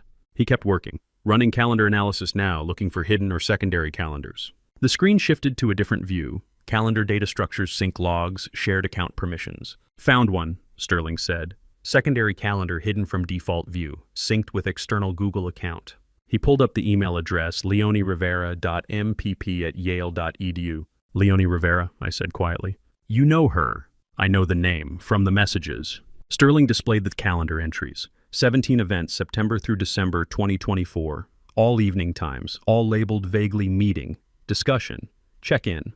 Can you overlay my business calendar, I asked. He pulled up my Google Calendar in a split screen. My Albany trips, Boston audits, Hartford client sites, all marked in blue. Adrian's hidden calendar events in red. Perfect alignment, every single entry. September 18th, my Albany overnight, her meeting 8 p.m. October 12th, my Boston audit, her discussion 7:30. November 3rd, my Hartford client site, her check-in 9 p.m. 17 red dots, 17 blue dots, 0 mismatches. Visual proof of systematic coordination, Sterling said. Can you export this overlay? Already rendering it as PDF. What does it mean when someone deletes evidence 24 minutes before the phone rings, when preparation for deception happens before the question is even asked? One more thing, Sterling said. iCloud sync logs for January 12th. He pulled up a different terminal window. Scrolling through reset commands, authentication logs, sync timestamps. Here, 11:23:17 p.m. iCloud keychain, full reset. I looked at the timestamp. What does that reset? Everything. Saved passwords for hotel apps, browser autofill maps, location history calendar, push notifications. Requires two-factor authentication and manual password re-entry. This isn't accidental. This is deliberate data deletion. What time did the hospital call me? I already knew. I pulled up my call log anyway. 11:47 p.m., 24 minutes. She'd reset her iCloud keychain 24 minutes before the hospital called me about Ernest. Not after I called her, not during the crisis, before. She knew the hospital would call. She knew I would call her. And she deleted evidence before either phone rang. Sterling looked at me. Metadata doesn't lie. People delete things reactively when they panic. They delete things proactively when they plan. And this was proactive. 24 minutes proactive. I stood up and walked to the window. Greenwich Avenue looked the same as it had this morning, same houses, same trees, same mailboxes. But I was seeing it differently now, seeing 14 years differently. Behind me, Sterling's keyboard kept clicking. I'm exporting everything with full forensic metadata, creation dates, deletion dates, sync logs, calendar overlays. You'll have a complete timeline of digital evidence. How long? 20 minutes. Do you want me to keep looking, or is this enough? I turned back to the monitors. 3 screens showing 17 synchronized calendar entries, a deleted incident report about a bullied child, and an iCloud reset executed 24 minutes before my father's hospital called me. That's enough, I said. Sterling packed his forensic kit and said what I'd known for 25 years of systems engineering but had never applied to my own marriage. Humans lie with words, but computers don't lie with timestamps. And every timestamp on that screen told the same story. My wife hadn't reacted to crisis. She'd architected deception in advance, building systems of betrayal as deliberately as I'd once built server infrastructure. Every system has a financial trail. I called Otis Gallagher at 4:15 p.m. and said I needed to review our family financial accounts for irregularities, and he replied with 4 words that made my stomach drop. I've been expecting this. He gave me his office address, Trumbull Street, Hartford, 8th floor, 30 minutes. Otis Gallagher, 51, sat in his 8th floor office overlooking Bushnell Park with a spreadsheet already open on his monitor, wearing the carefully neutral expression of a financial advisor who'd been watching questionable transactions for 3 months and waiting for his client to ask the right questions. I sat down across from his desk. Through the window behind him, January light made the bare trees in the park look skeletal. You said you've been expecting this call. Since November, I saw transactions that didn't make sense, foundation accounts that looked legitimate on paper but felt wrong in practice. But I needed to be sure before approaching you. Are you sure now? I'm sure enough that I've had this spreadsheet ready for 2 months. He turned the monitor toward me. Excel columns, transaction dates, account numbers, wire transfer records. Clean rows of data that told a dirty story. 3 wire transfers, Otis said. September, October, November 2024. 500,000, 600,000, 400,000. Total $1.5 million. I stared at the numbers. From whom? Murray Callahan. Real estate developer. Callahan Properties, LLC. And before you ask, yes, he has a child at Whitmore Academy. The name meant nothing to me, but the dates did. September 15th, October 22nd, November 8th. What's the recipient account? I asked. Meridian Education Partners, LLC, established July 2024, registered agent D. Hale. Adrienne's maiden name. Show me everything, I said. Otis pulled up the LLC registration documents. Meridian Education Partners, LLC, nonprofit, educational partnership, tax-exempt status pending. Board of Directors, 1 name. Adrienne Frost. What has this LLC funded? I asked. Nothing. 0 educational programs, 0 grants, 0 disbursements, $1.5 million sitting in an account earning interest. Some things shouldn't have price tags. Children's safety, truth, basic human decency. But everything has a price when someone wealthy enough wants something badly enough to pay for silence. Pull up the transaction dates again, I said. Next to them, I need you to write these dates. I pulled out my phone and opened the notes where I'd documented Celeste's timeline. September 8th, Nicolette's bullying began. October 15th, Celeste filed formal complaint. November 8th, Adrienne emailed Principal Stewart about settling before the gala. Otis typed the dates into adjacent columns. September 8th, bullying began. September 15th, $500,000 wire transfer from Callahan. October 15th, formal complaint filed. October 22nd, $600,000 wire transfer from Callahan. November 8th, Adrienne's settle amicably email. November 8th, $400,000 wire transfer from Callahan. Same day. These aren't donations following events, I said. These are payments coordinating silence. I know, Otis said quietly. That's why I've been waiting. Murray Callahan's child is the one who bullied Nicolette Cooper. Yes. And he paid my wife $1.5 million to make the complaint disappear. That's what the pattern suggests. I looked at the spreadsheet. Clean columns, perfect accounting, precise documentation of something fundamentally corrupt. The memo lines, I said. What do they say? Otis clicked to expand the transaction details. All 3 transfers had identical memo text, educational partnership development. Partnership development, I repeated. Standard nonprofit language. Sounds legitimate, means nothing specific. But it's actually payment for suppressing a bullying case involving a 13-year-old girl who stopped eating for 3 weeks. Otis's jaw tightened. I have a daughter. She's 11. When I saw these transactions in November and started connecting them to the Whitmore timeline, I wanted to call you immediately, but financial advisors can't make accusations without evidence. So I waited and documented. What can't be bought with $1.5 million? Apparently not a headmaster's cooperation, not a foundation CEO's ethics, not the institutional machinery designed to protect children. This is money laundering, I said. Yes. Through a nonprofit shell company Adrienne created specifically for this purpose. The timing suggests that LLC established in July, first payment in September. Either she anticipated needing a mechanism for large, questionable transfers, or Murray Callahan approached her about handling a problem and she built the structure to accommodate it. Either way, she knew what she was doing. This isn't accidental, Otis said. This is architecture. I sat back in the chair. Through the window, I could see office workers leaving buildings, heading home after normal workdays, solving normal problems. None of them were looking at spreadsheets showing how their wife had monetized a child's suffering. $1.5 million, I said. That's what a 13-year-old's safety was worth. To Murray Callahan, yes. His child gets to stay at Whitmore. Nicolette Cooper's complaint gets labeled unsubstantiated. Everyone moves on except the family that was hurt. And Adrienne gets $1.5 million in a shell company account. Tax-exempt pending nonprofit status. I thought about Celeste's red eyes, the thick folder, the therapist notes documenting Nicolette's weight loss and anxiety. What do you need from me? Otis asked. Everything. Full transaction records, LLC registration documents, wire transfer confirmations, bank statements showing the money sitting unused. Everything that proves this trail. Otis opened his desk drawer and pulled out a manila folder. I've been ready since November. He handed it across the desk. I opened it. 30 pages of transaction records, account statements, LLC documents, wire transfer confirmations. Every piece of evidence showing how Adrian had built a non-profit shell company to launder payment from a bully's wealthy father. "Can I ask what you're planning to do with this?" Otis said. "I'm planning to make sure everyone involved understands exactly what they did."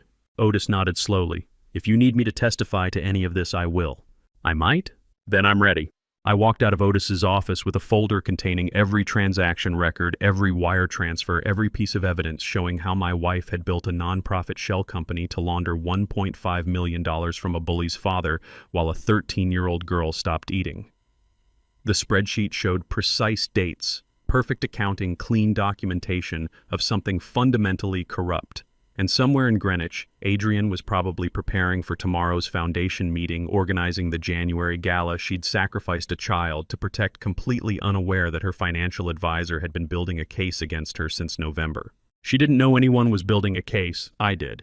I woke at 5:30 a.m. on January 15th after 3 hours of broken sleep, made coffee I barely tasted, and taped a sheet of A0 paper to my office wall because 25 years as a systems engineer taught me one thing: you can't debug what you can't visualize. The paper stretched 4 feet wide, 3 feet tall. Engineering graph paper with faint blue grid lines. I taped each corner, carefully pulled it taut, made sure it was level. This wasn't decorative. This was infrastructure. I pulled 3 markers from my desk drawer: black Sharpie for primary data, red fine point for contradictions, blue medium tip for financial transactions. My laptop sat open beside the paper, showing timeline.txt 12 entries now growing every time I discovered something new. Second monitor displayed Otis's spreadsheet with the Callahan payments highlighted in yellow. Third monitor showed Sterling's metadata report timestamps and deletion logs in white text on black background.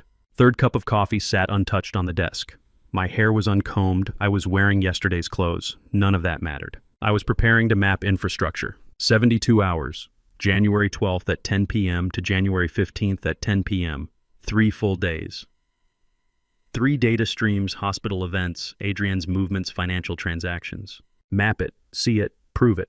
I uncapped the black Sharpie and drew a horizontal timeline across the top of the A0 paper. Marked it in 6-hour intervals. Tuesday 10 p.m., Wednesday 4 a.m., Wednesday 10 a.m., Wednesday 4 p.m., Wednesday 10 p.m. Thursday, Friday. Black marker first. Hospital events, the backbone of truth. 22, January 15th, 12. Ernest admitted Hartford Hospital, ER, respiratory failure. 23:47, hospital calls Lawrence. I-84 Albany return trip. 00:34, January 13th. Lawrence arrives ER, signs emergency care authorization. Adrienne not present despite claim. 07:50, Lawrence reviews security footage. Adrienne's visit documented 6 minutes 14 seconds. I kept writing. Morning rounds, medication adjustments, stability improvements. Dwight Diaz's witness statement. Michael Torres hired presence discovery. Every hospital event cataloged in black ink, creating a timeline that couldn't be disputed because it was documented by institutional record. There's a difference between knowing something and seeing it. Knowledge lives in your head where you can ignore it, but vision lives on the wall where it stares back until you acknowledge every uncomfortable truth. I capped the black marker and picked up the red one. Red for Adrian, red for contradictions, red for lies. 22 January 9th, 12. A arrives, Hartford Hospital security footage, timestamp from Derek Walsh. 22:11 A takes selfie with sleeping Ernest, visible in camera footage. Dwight confirms phone raised. 22:15-17 A departs hospital, total visit time 6 minutes 14 seconds. 23:23 iCloud keychain reset, executed Sterling's metadata log. 24 minutes before hospital calls Lawrence. 23:47 A answers Lawrence's call. Claims, "I'm here, Lawrence, I'm with him right now." I wrote that last part in red capital letters, the central lie, the one that started everything. I kept going down the timeline. January 30, 2013. A still absent from hospital, no return visit. 7 o'clock, a still absent, Lawrence waking in plastic chair. 1400 A presumably at foundation office, unconfirmed, no visual verification. Evening, A at home, briefly minimal conversation, early to bed, exhausted from hospital stress. I understand serious. Every red mark contradicted what she'd told me. Every claimed location had countervailing evidence. The pattern was clear even before I finished. I picked up the blue marker. Blue for money, blue for the transactions that funded the lies. But the financial timeline extended further back than 72 hours, so I added a second axis on the left side of the paper. Vertical timeline going back to September 2024. September 15th. Callahan Properties, LLC wire transfer. $500,000 to Meridian Education Partners, LLC. 1 week after Nicolette's bullying began. October 22nd, second wire transfer. $600,000. 1 week after Celeste filed formal complaint. November 8th, third wire transfer. $400,000. Same day, Adrienne emailed Principal Stewart about settling amicably before the gala. Total $1,500,000. Then back to the 72-hour timeline. January 12, 2017. Venmo, payment to Michael Torres, $900. Memo fund expenses, 2 hours before Ernest's admission. She'd hired fake family presents before the crisis even started. What does it mean when you spend 25 years building systems for corporations and never notice you're living inside one designed by the person who sleeps beside you? I stepped back from the wall. 3 colors, 72 hours, 6 months of financial context. Black showed institutional truth, hospital records, security footage, metadata, timestamps. Undisputable documentation. Red showed systematic deception, every claim Adrienne made contradicted by physical evidence. Not mistakes, deliberate lies coordinated across multiple channels. Blue showed financial architecture payments aligned with crisis points, my business trips, her operational needs. Not scattered transactions, systematic funding of deception infrastructure. I looked at the overlapping patterns. Every time I traveled to Albany or Boston, my calendar going back months, there was a corresponding foundation meeting on Adrienne's hidden calendar, Sterling's forensic recovery. Every time Murray Callahan made a payment to the LLC, it aligned with a critical moment in Nicolette's bullying timeline, Otis's spreadsheet. Every time Adrienne needed to construct an alibi or hire external support, there was a corresponding financial transaction within hours: Torres payment, hotel charges, restaurant receipts. Not coincidence, not panic, not mistakes. System architecture as deliberate as anything I designed at IBM. Load balancing, redundancy, fail-safe protocols. She'd built it the same way I built server infrastructure, with backups, with contingencies, with careful attention to what could be monitored and what could be hidden. For 14 years, I'd lived inside this system without seeing it. I'd been a component, the traveling engineer whose absence created operational windows, whose trust created permission structures, whose technical knowledge paradoxically made him easier to deceive because he trusted systems more than suspicions. I stood 3 feet back from the A0 paper and saw 72 hours in 3 colors: black truth, red lies, blue money. Every absence aligned with hotel time. Every financial transaction aligned with my business trips or her crisis management. Not coincidence, not panic, not mistakes. System architecture as deliberate as anything I'd designed at IBM. For 14 years, I'd lived inside infrastructure built to prevent me from seeing its own structure. Today, standing in front of that wall with uncombed hair and cold coffee, I saw every circuit clearly. Seeing the circuits meant understanding which ones to trace. I sent the text at 8:30 a.m. from my Greenwich office. I am Lawrence Frost. I think you know why I'm texting. Blue State Coffee, 10 a.m. And watched 3 dots appear, disappear, reappear for 6 minutes before her reply came. I'll be there. I drove to New Haven through morning I-95 traffic. 45 minutes thinking about what I knew. Leonie Rivera, 23, Yale MPP candidate, Meridian intern. 17 calendar entries synced with Adrienne. Not the architect, a component. I parked on Chapel Street at 9:50 a.m. and sat for 8 minutes. She wasn't the enemy. She was 23 and caught in something bigger than she'd understood. Approach like debugging, understand the system before judging the component. I walked into Blue State Coffee at 9:58 a.m. Leonie Rivera, 23, sat in the corner of Blue State Coffee wearing a Yale hoodie and holding a latte she hadn't touched, her black hair pulled into a messy ponytail and her eyes carrying the weight of someone who'd spent too many nights knowing something she wished she didn't. She stood when I approached, looked directly at me with something between defiance and shame. Before I could speak, I truly love her. I want you to know that first. Her voice was steady, but her hands trembled around the coffee cup. I sat down. I know, that's not why I'm here. Then why are you here? I leaned forward, kept my voice quiet. Do you know about Nicolette Cooper? Beat. Her face shifted. Recognition. She looked down at her latte, didn't answer. I waited. 15 seconds of silence. Students walked past laughing. The espresso machine hissed. Someone's phone buzzed. When Leonie looked up, her eyes were red at the corners. Yes. You know and stayed silent, or you know and don't know what to do. Her hands tightened around the cup until her knuckles went white. Love doesn't make complicity disappear, it just makes the math harder. Turns moral clarity into emotional fog where you can't see the child suffering because the person you love is standing in the way. I saw the email, Leonie said quietly. November. Between Adrian and Principal Stewart. I was filing foundation correspondence. It said they needed to settle the Cooper complaint before the January gala. That controversy during fundraising would be problematic. And you didn't say anything. To whom I'm a 23-year-old intern. Adrienne is the CEO. Who was I supposed to tell? Celeste Cooper, Nicolette's mother. Leonie looked away. I know. When did you realize it wasn't just administrative? December. I saw the payment confirmation from Callahan Properties, $600,000. Memo said Educational Partnership Development, but I'd never heard of them. So I looked them up. Murray Callahan's daughter is in Nicolette's grade at Whitmore. She said it like a confession. I'm 23 years old, Leonie said, voice breaking slightly. I'm scared. Not an excuse, a statement of fact. Scared of what? Of losing everything, my program, my future. Adrian wrote my Yale recommendation. If this becomes public, if I'm involved, I lose the recommendation, maybe my place in the program.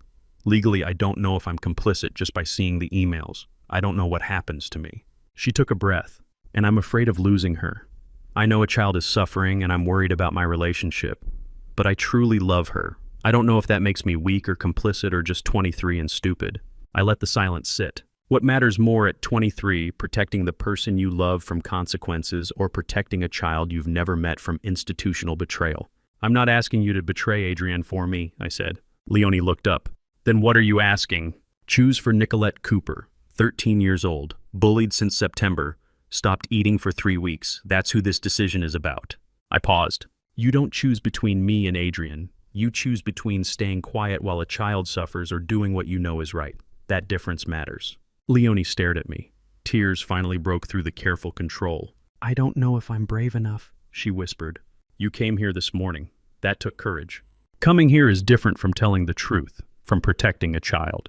She wiped her eyes with her sleeve. What happens if I help you? I don't know. That depends on what you have and what you choose to do with it. And if I don't, then Nicolette stays at a school where adults covered up her bullying for money, and you stay with someone who taught you that love means protecting her instead of protecting children.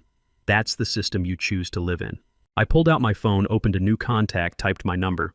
I'm giving you my number. Call me when you decide what kind of person you want to be at 23. Not today, not tomorrow necessarily, when you know. I stood up. Leonie looked at the number on her phone, then at me. You're not going to pressure me. No. Why not? Because the choice only means something if it's yours.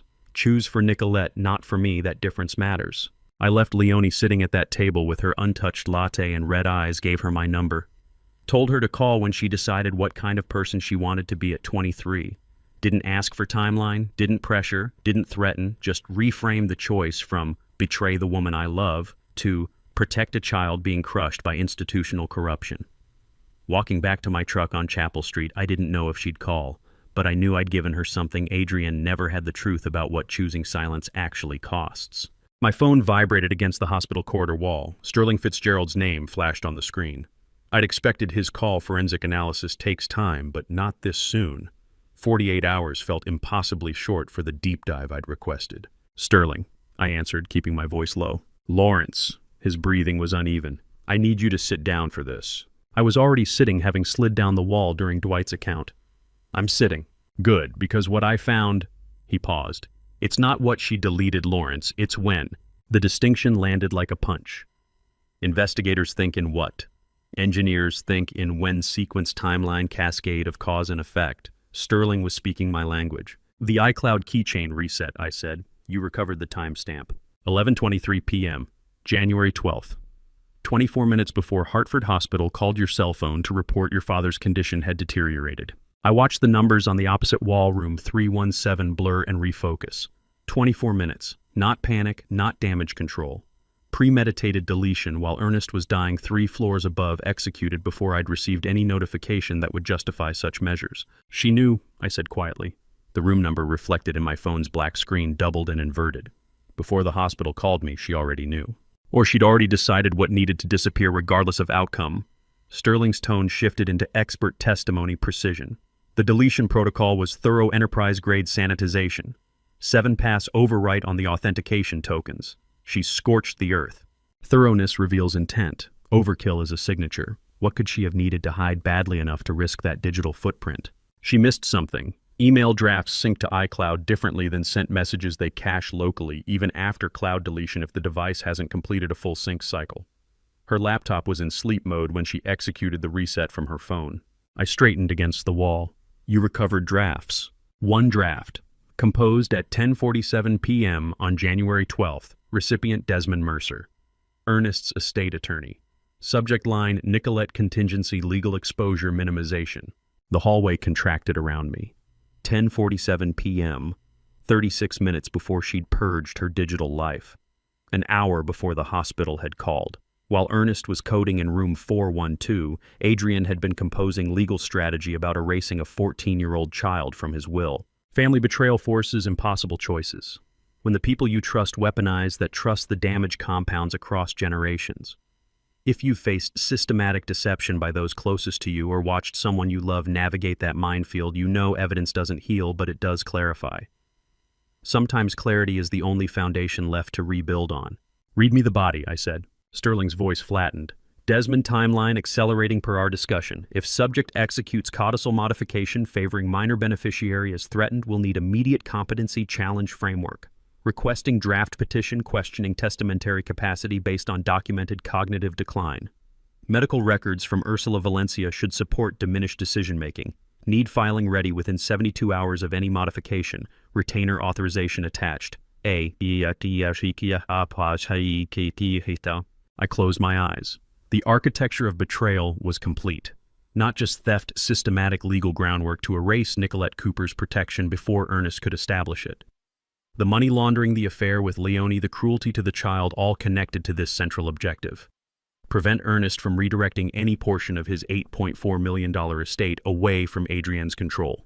The retainer authorization, I said, amount, $50,000, paid from the Foundation's discretionary fund on January 8th, 4 days before Ernest's collapse. This wasn't contingency planning. This was battlefield preparation. A nurse rounded the corner pushing a medication cart. I stood reflexively, phone still pressed to my ear. She nodded politely and continued past wheels squeaking against linoleum. Sterling, can you authenticate this chain of custody for court? Already documented. The draft's metadata is intact composition timestamp device ID typing pattern analysis. It'll stand. I looked toward room 412 where Ernest had fought for consciousness long enough to tell me about the child who'd stolen his heart. He'd known Adrienne would fight his final act of decency with every weapon at her disposal. There's one more thing, Sterling said quietly. The attached medical records she referenced from Ursula Valencia, I checked the timestamp metadata. They were generated and attached to this draft at 10:51 p.m., 4 minutes after she started writing. He let that sink in. Lawrence, she already had a nurse on staff prepared to falsify cognitive assessments of your father before he was even gone. The hallway tilted. Not just legal strategy, suborning medical testimony to destroy a dying man's last wish. Send me everything, I said. Complete forensic report, chain of custody documentation, the draft with full metadata. I need it before I confront her. Lawrence, Sterling's voice carried warning. If she knew enough to scrub her iCloud at 11:23 p.m., someone tipped her that you were investigating. She's already in defensive mode. Confrontation now could what she's already paid an estate attorney to challenge my father's mental competence. She's already leveraged his dying hours to eliminate a child from his will. What exactly am I preserving by waiting? Silence. Then, your safety. People who plan this methodically don't improvise well when cornered. I thought about Nicolette Cooper, 14 years old, standing in a parking lot while my wife orchestrated her erasure. Thought about Ernest fighting morphine confusion to whisper a little girl's name. Thought about Leonie Rivera, 23, deployed as a weapon in whatever larger game Adrienne was playing. Send the files, I repeated. I'll handle the timing. I disconnected before he could argue further. The phone's weight in my hand felt different now, not a communication device, but a repository of evidence that would detonate my marriage and possibly destroy what remained of my father's legacy. But Sterling had been right about one thing. It wasn't what Adrienne had tried to hide. It was when she'd tried to hide it. 24 minutes before crisis, an hour of legal preparation before tragedy, days of retainer payments before collapse. This wasn't reaction, this was execution of a plan. And I was standing in the same building where she'd set it in motion, about to walk into room 412 and pretend I didn't know my wife had been counting down the hours until my father's death gave her the opening to erase a child's last chance at protection. I spread 11 manila folders across Desmond Mercer's conference table, each labeled with a name, a date, a dollar amount. My wife planned this while our father was dying. Desmond stood at the window of his Capitol Avenue office, backlit by late afternoon sun that turned Hartford's skyline into silhouette. He'd been Ernest's estate attorney for 23 years. Now he was something else, the man who would decide whether family loyalty outweighed professional ethics. He turned from the window and approached the table without speaking. His hands moved methodically, arranging folders in chronological order: Vernon Townsend's witness statement, security footage, stills from Whitmore Academy, text message logs between Adrian and Leonie Rivera, keycard access records, the financial spreadsheet from Otis Gallagher showing $1.5 million laundered through Meridian Education Partners Sterling Fitzgerald's forensic timeline. I saved the last folder for impact. Sterling recovered this from Adrian's laptop cache. Draft email, January 12, 10:47 p.m. Desmond opened the folder. I watched his face as he read the recipient field. "She wrote to you," I said quietly. Subject line, Nicolette Contingency Legal Exposure Minimization. His jaw tightened. "I never received this. She never sent it. But she drafted it while Dad was in the ICU planning to challenge his mental competence. She was going to ask you, his own attorney, to help erase a child from his will." Desmond set the folder down carefully as if it might detonate. "She assumed I wouldn't see the conflict, or that I'd prioritize her. Would you have—" "No," the word was flat final. "But the fact she thought I might tells me how deeply she's miscalculated everyone around her." He pulled out a chair and sat reaching for the first folder. "I need 15 minutes. Don't speak." I watched him read. Every document, every screenshot, every witness statement received the same methodical attention. His pen moved across a legal pad, making notations in handwriting I couldn't decipher from across the table. 3 items got circled: the $1.5 million Meridian transfer, the trust exclusion language for Nicolette Cooper, and Sterling's timestamp showing Adrian's iCloud deletion at 11:23 p.m., 24 minutes before the hospital called me. The wall clock ticked through 15 minutes of silence. Outside the window, traffic noise rose and fell. Inside, the only sound was paper sliding across mahogany and pens scratching against pad. Desmond arranged the evidence folders like puzzle pieces, each document a fragment of intent together, forming a portrait of premeditated betrayal my wife had composed. One email, one deletion, one lie at a time. Finally, he looked up. "This is wire fraud conspiracy to commit fraud and possibly RICO if the foundation pattern holds across multiple incidents. Can we prove it? We can document it. Proving it is the prosecutor's job." He stood and moved to the whiteboard mounted on the far wall, uncapping a blue marker.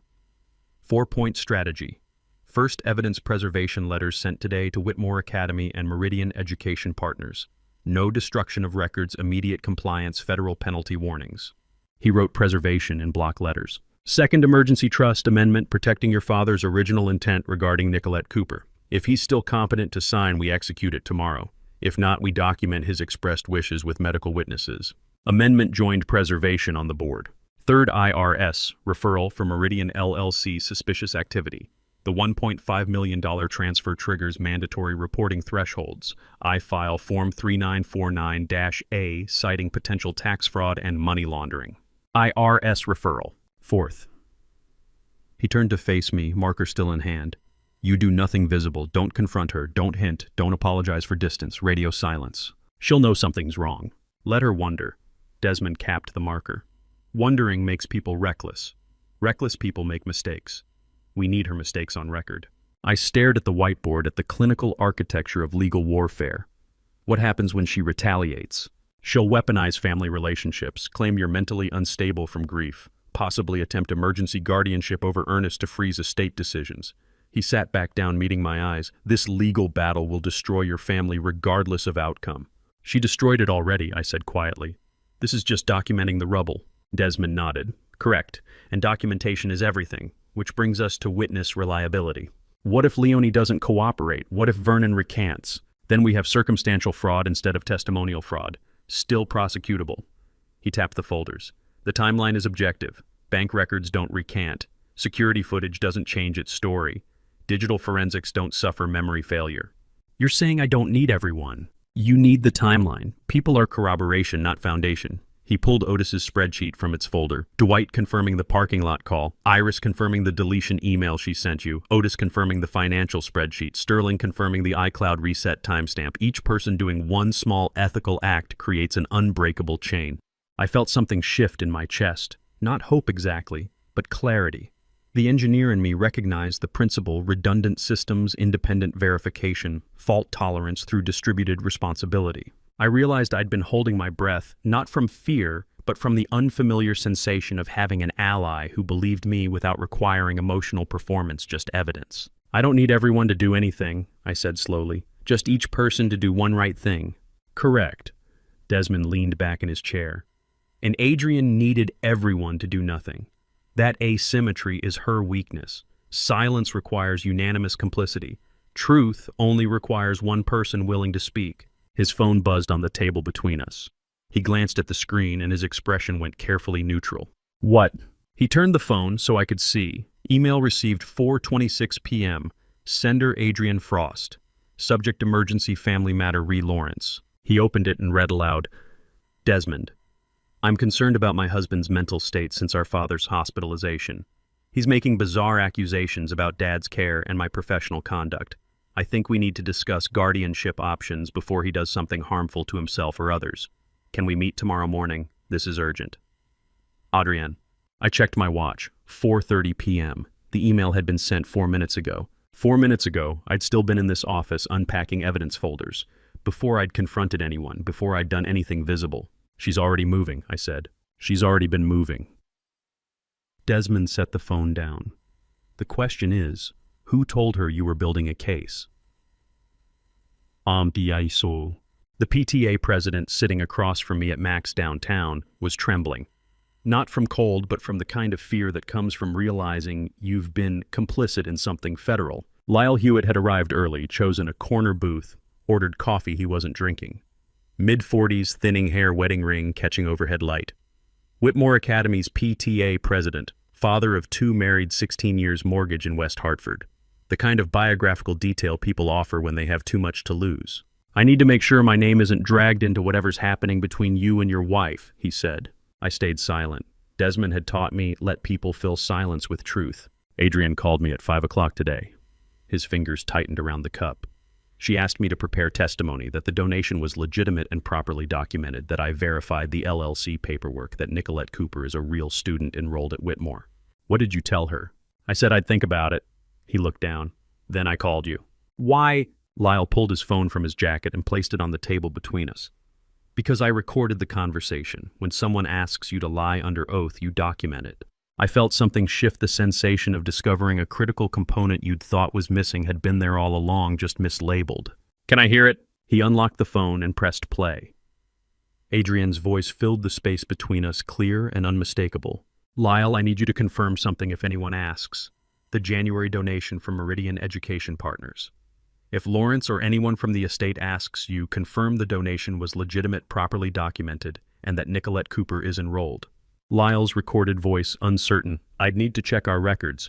Adrian cutting him off. The records are fine. I just need you to confirm what's already there. Lawrence is under stress from Dad's condition. He's making accusations that aren't grounded in reality. Lyle stopped the playback. There's 2 minutes more. She mentions your name 4 times, the amount 3 times. Can you send me that file? Already did. Check your email. He pocketed the phone. But I need you to understand something. I'm not doing this because I'm brave. I'm doing this because I can't make the same mistake twice. I leaned forward. What mistake? Last year, Reeves Foundation. His voice dropped. Same pattern. Adrian asked me to verify a grant was legitimate. I said yes, signed an affidavit. 4 months later, I learned the grant was fraudulent. The family doesn't exist. The money disappeared. The restaurant noise faded to background static. You have documentation from last year? No, but I remember the amount. $890,000. Nearly $1 million. A year ago. Different family, same method, same institution. This wasn't isolated fraud. This was systematic money laundering using Whitmore Academy as the mechanism. I realized evidence accumulation worked like my old systems engineering projects, each component meaningless alone, but together forming architecture that either collapses or holds under scrutiny. Adrienne had built hers to collapse. I need you to write down everything you remember about Reeves Foundation, I said. Names, dates, amounts. Lyle nodded. I'll send it tonight. We left separately. I drove to Hartford Hospital parking lot where Vernon Townsend was waiting by his Subaru at 8 o'clock. You said you wanted more details about the man with your wife, Vernon said, pulling a notebook from his coat.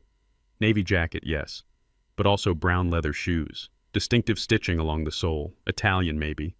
My son wears the same brand, expensive. I pulled out my phone and opened the photo Dwight had sent me. Michael Torres, 36, hired actor. Is this the man? Vernon studied the image under the parking lot light. That's him. Same face, same height, I'm certain. Would you testify to that? Already planning to. He closed his notebook. Your father was a good man. Adrienne isn't. I drove to Pearl Street and parked, needing to walk, needing to think. The sidewalk was empty at 8:30 p.m. Storefronts, lit but closed. I played Lyle's audio file again, listening to Adrienne request perjury in clinical, professional tones. Dwight saw Michael Torres at the cart return.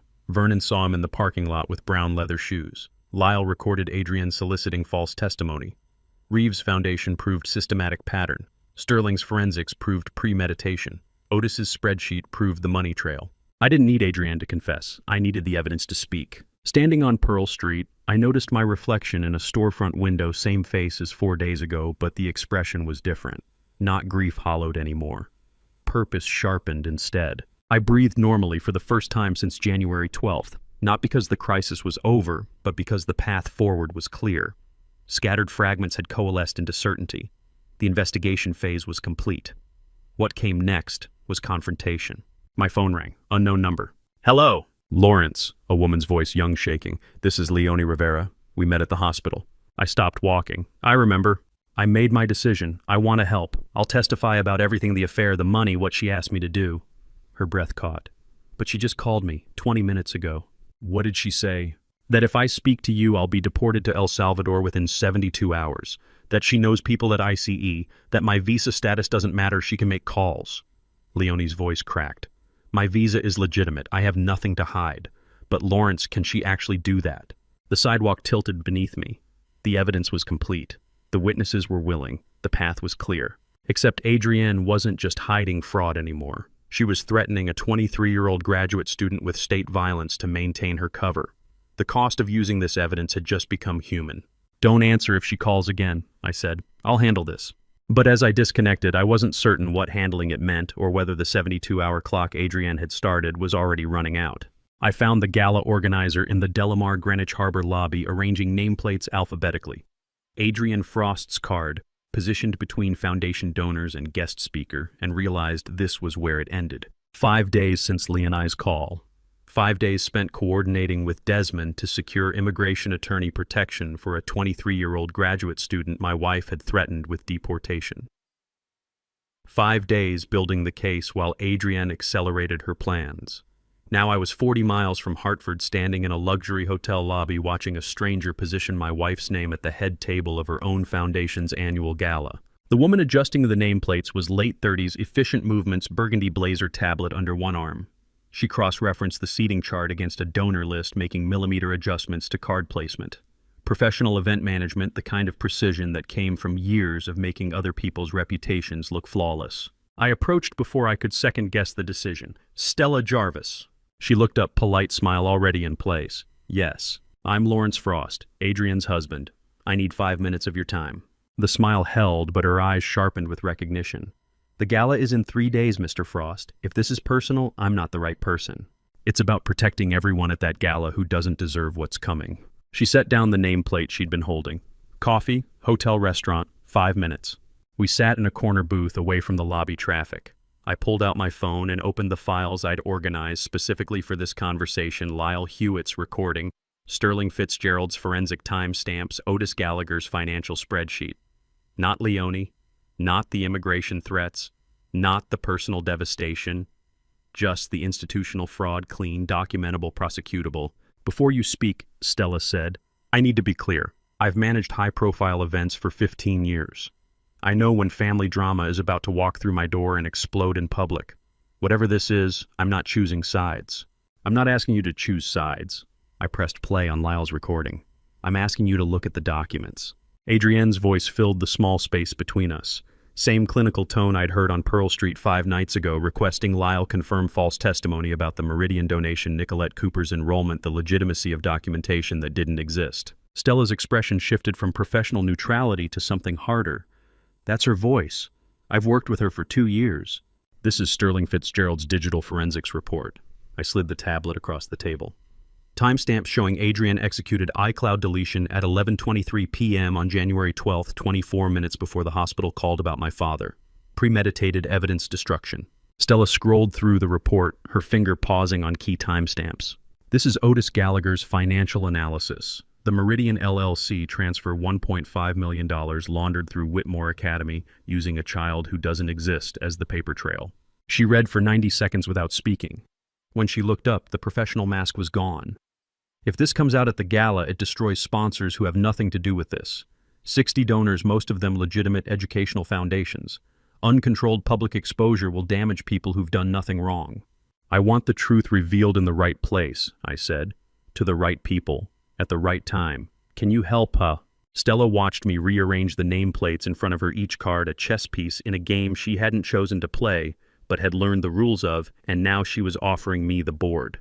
The foundation board meets at 5 p.m. on January 23rd, she said. 2 hours before the gala starts. Closed session. 12 members, including Adrienne. If you present evidence there, the board can address it institutionally before the public event. Damage contained. Innocent parties protected. Why would you help me undermine an event you're organizing? Stella set down her coffee cup carefully. I worked the Reeves Foundation Gala last year, January 2024. Saw irregularities in a grant awarded through Adrienne's recommendation. Same LLC structure, same vague documentation, same Whitmore Academy connection. I raised concerns with the event coordinator. They told me to let it go, that questioning major donors was above my pay grade. She pulled out her own phone, opened a folder of saved emails. 4 months later, I learned that grant involved $890,000 in fraud. The family didn't exist. The money disappeared. I've been watching Adrienne since then, documenting the pattern, waiting for it to repeat. You've been waiting for someone with standing to act. You have standing, she closed the folder, and you have evidence I couldn't access, but Lawrence, if you do this publicly, it destroys more than just Adrienne. That's why I'm here instead of going to the press. For the first time since January 12th, I felt the weight shift from solitary investigation to coordinated action. I wasn't hunting alone anymore. The relief was almost destabilizing.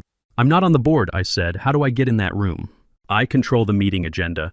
Guest speakers can be added for special presentations. Stella pulled a napkin from the dispenser and wrote January 23rd, 5 p.m. board/7 p.m. gala. 3 days to prepare. Is that enough? I thought about Leonie, still deciding whether protection from an immigration attorney outweighed fear of Adrienne's threats. Thought about Vernon Townsend and Dwight Diaz, ordinary people who'd witnessed extraordinary cruelty. Thought about Nicolette Cooper, 14 years old, erased from a dying man's will before he'd finished dying. It has to be, I said. Stella wrote one more line on the napkin: estate matter presentation, L. Frost, guest speaker. I'll list it like this, vague enough not to alert her. Estate matters are common. She'll see the agenda. She won't know until you walk in. Stella slid the napkin across the table. January 20th today. January 23rd board meeting. 3 days enough or not enough? I folded the napkin and pocketed it. 3 days to finalize evidence, coordinate witnesses, prepare presentation that would either expose systematic fraud or destroy what remained of my family's reputation. I stood to leave. Stella's hand shot out, stopping me. One thing. Her voice had gone carefully neutral. Adrienne submitted a last-minute agenda item. Emergency grant request to Whitmore Academy. $2.1 million, citing urgent facility needs. The restaurant noise faded to background hum. When does it need approval? January 22nd. Stella met my eyes. 1 day before our board meeting. If it passes early, the money moves before you present evidence. I looked down at the napkin in my hand. 3-day countdown had just become 2 days to stop $2.1 million from vanishing into the same mechanism that had already consumed $1.5 million. Adrienne wasn't waiting for my move. She was already 3 steps ahead, accelerating while I'd been building my case. The question wasn't whether 3 days was enough anymore. The question was whether 2 days could stop her. My phone vibrated against the hospital chair arm, while Ernest slept Leonie Rivera's name on the screen, and I knew before answering that she'd made her choice. 3 days had passed since her terrified call about ICE threats. 3 days of coordination with Desmond to secure immigration attorney protection. 3 days wondering if Adrienne had already silenced her. I stepped into the hallway, keeping my voice low. Leonie? I have 3 things. Her voice was steady but quiet, like someone who'd been awake all night deciding. Text message from September, hotel receipt from October, and the file from November. What file?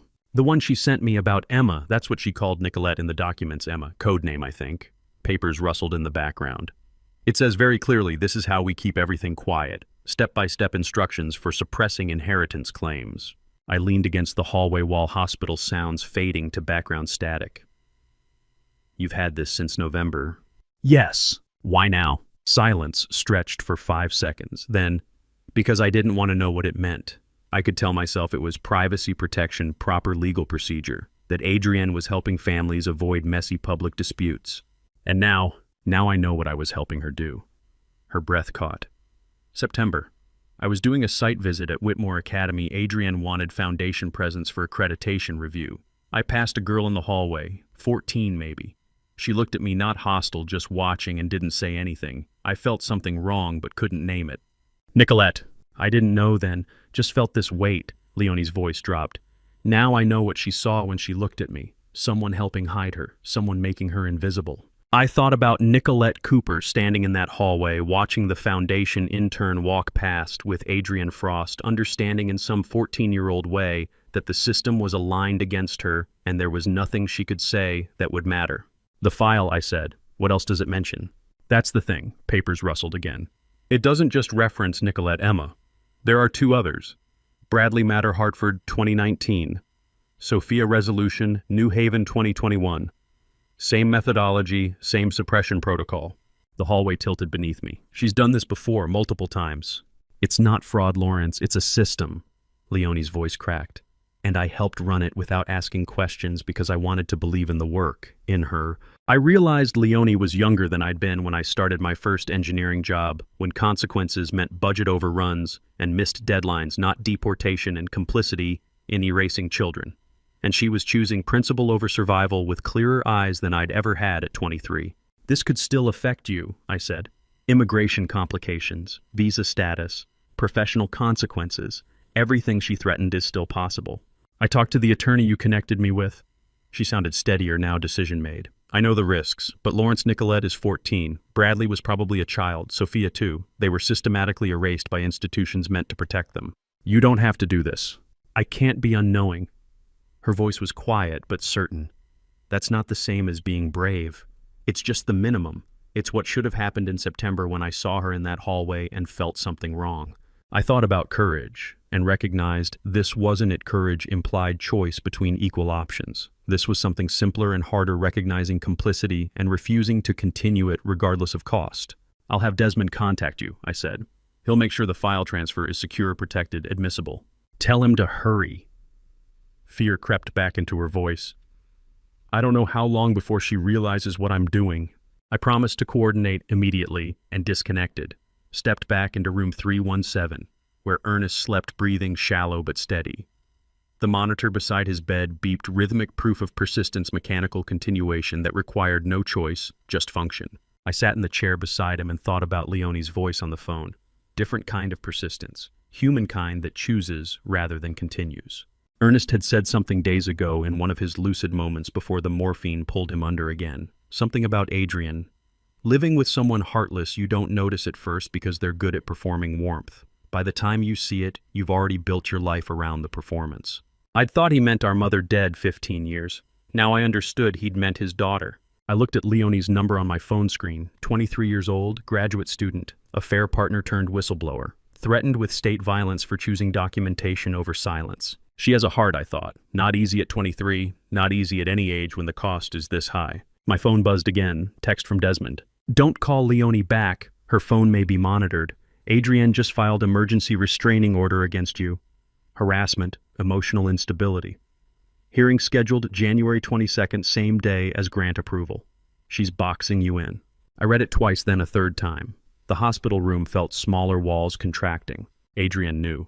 About Leonie's decision, about the file transfer, possibly about every conversation I'd had for the past week.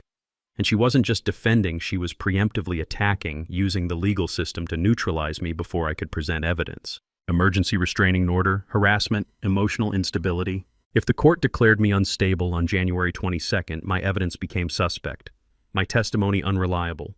Every witness I'd coordinated could be dismissed as products of a grief-stricken brother's delusional campaign against his sister. And the hearing was scheduled for the same day as the grant approval, ensuring I couldn't physically attend. Both couldn't stop the money from moving while simultaneously defending my competence. January 22nd.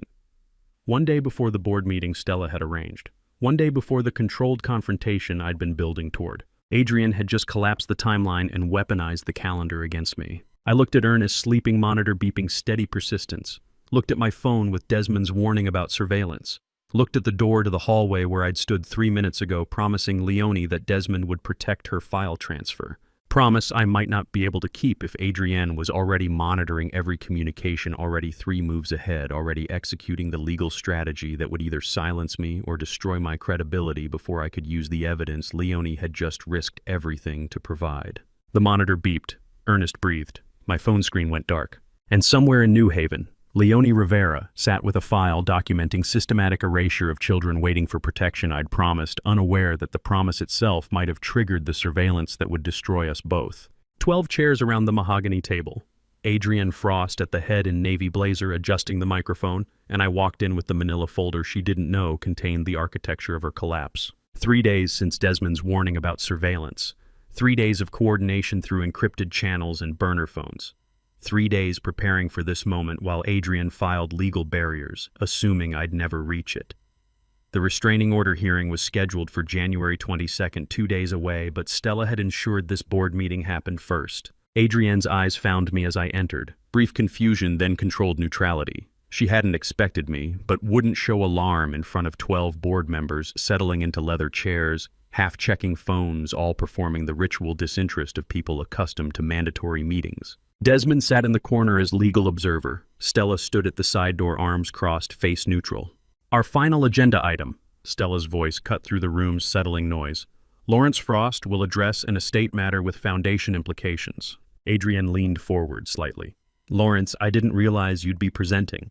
What estate matter? I opened the folder calmly.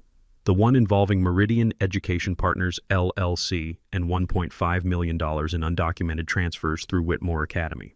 The room went quiet, phones lowered. A woman in her 50s at the far end adjusted reading glasses. January 12th through 15th, 2025. I distributed timeline printouts. My father, Ernest Frost, was hospitalized. During that period, evidence emerged of systematic fraud involving Foundation resources. I connected my laptop to the projector. January 15th, 5 p.m. This call was recorded by the recipient with his knowledge and consent. I pressed play. Adrienne's voice filled the boardroom, clinical and clear. If Lawrence or anyone from the estate asks you, confirm the donation was legitimate, properly documented, and that Nicolette Cooper is enrolled. Lyle Hewitt's uncertain response, I'd need to check our records. Adrienne cutting him off. The records are fine, I just need you to confirm what's already there. The older woman at the end raised her hand. Play that again. I played it again. 12 board members listened to my wife solicit false testimony about a child who didn't exist and money that had vanished into an LLC with no operational history. Adrienne's fingers tapped the table unconsciously, the only break in her composure. Digital evidence. I advanced the slide. Sterling Fitzgerald's IT forensics analysis. Adrienne executed iCloud keychain deletion at 11:23 p.m. on January 12, 24 minutes before I received the hospital's call about our father's deterioration. This demonstrates premeditation, not reactive panic. Another slide. Instagram metadata from leaked internal email proving coordination with Whitmore Academy administration regarding fabricated student enrollment. Final slide. Otis Gallagher's financial analysis showing $1.5 million transfer through Meridian LLC with no traceable educational expenditure. Adrienne stood abruptly. These documents were obtained illegally. This is harassment. I've filed a restraining order against my husband for exactly this kind of delusional behavior. The board chair, silver-haired man in his 60s, measured authority in every gesture, raised one hand.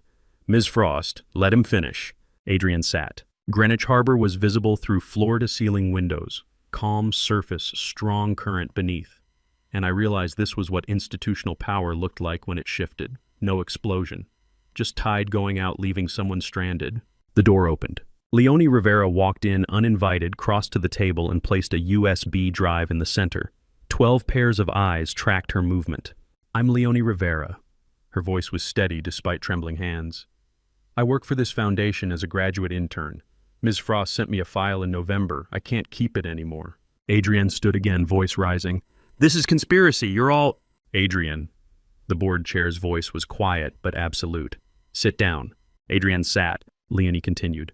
The file details suppression methodology for 3 children's inheritance claims. Nicolette Cooper, 2024. Bradley Hartford, 2019. Sophia New Haven, 2021. Step-by-step instructions for erasing children from estate proceedings. The board chair picked up the USB drive, inserted it into his laptop. The projector displayed a Word document dated November 3rd, 2024. Subject line: Containment Protocols Inheritance Disputes. He read silently for 30 seconds. Scrolled. Read more.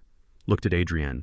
Looked at me. 8 seconds of complete silence. No shuffling, no coughing, no breathing sounds. Only Greenwich Harbor waves visible through glass. Bradley matter suppress using statute of limitations precedent, the board chair read aloud.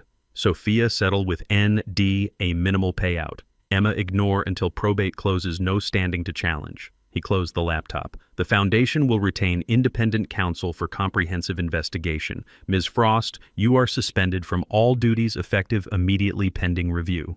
Adrienne's voice came out small. You can't, I built this foundation. Meeting adjourned. The board chair stood. Board members filed out in silence, avoiding eye contact with Adrienne, some glancing at me with expressions I couldn't read. Stella held the door. Desmond gestured for me to leave. Adrienne remained seated, staring at the mahogany table, not crying, not protesting, just frozen. I walked to the window overlooking the harbor. Thought about Ernest's distinction between doing the right thing and taking revenge. Expected to feel satisfaction, vindication, relief. Felt none of these. Only the peculiar emptiness of discovering that justice doesn't heal, it just clarifies. Let's go, Desmond said quietly. I looked back at Adrienne, still sitting alone at the table where she'd presided over 2 years of foundation meetings, where she'd built a reputation for educational philanthropy, while systematically erasing children from inheritance she considered inconvenient. My wife, my father's daughter, the woman who'd threatened a 23-year-old graduate student with deportation to hide fraud, the CEO who'd staged a parking lot encounter with hired actors to create alibis for theft. Father was right, I thought. I did the right thing, not revenge. I understand the difference now. Revenge would feel like something. This felt like nothing, just exhausted clarity and the weight of irrevocable choices. My phone rang in the hallway, Hartford Hospital. Mr. Frost. The nurse's voice was gentle but urgent. Your father's condition has changed. He's unresponsive. The doctor recommends family come immediately. I checked the time, 5:52 p.m. Looked back through the open boardroom door. Adrienne still sat at the table alone, staring at nothing. She's still my wife. He's still her father. Do I walk back in and tell her? Do I give her the chance to say goodbye to the man whose final wish she'd tried to erase, or do I leave her sitting in the wreckage of the life I just dismantled, learning about Ernest's death hours later when it's too late to matter? The final choice between family and justice. Desmond waited by the elevator, hand holding the door.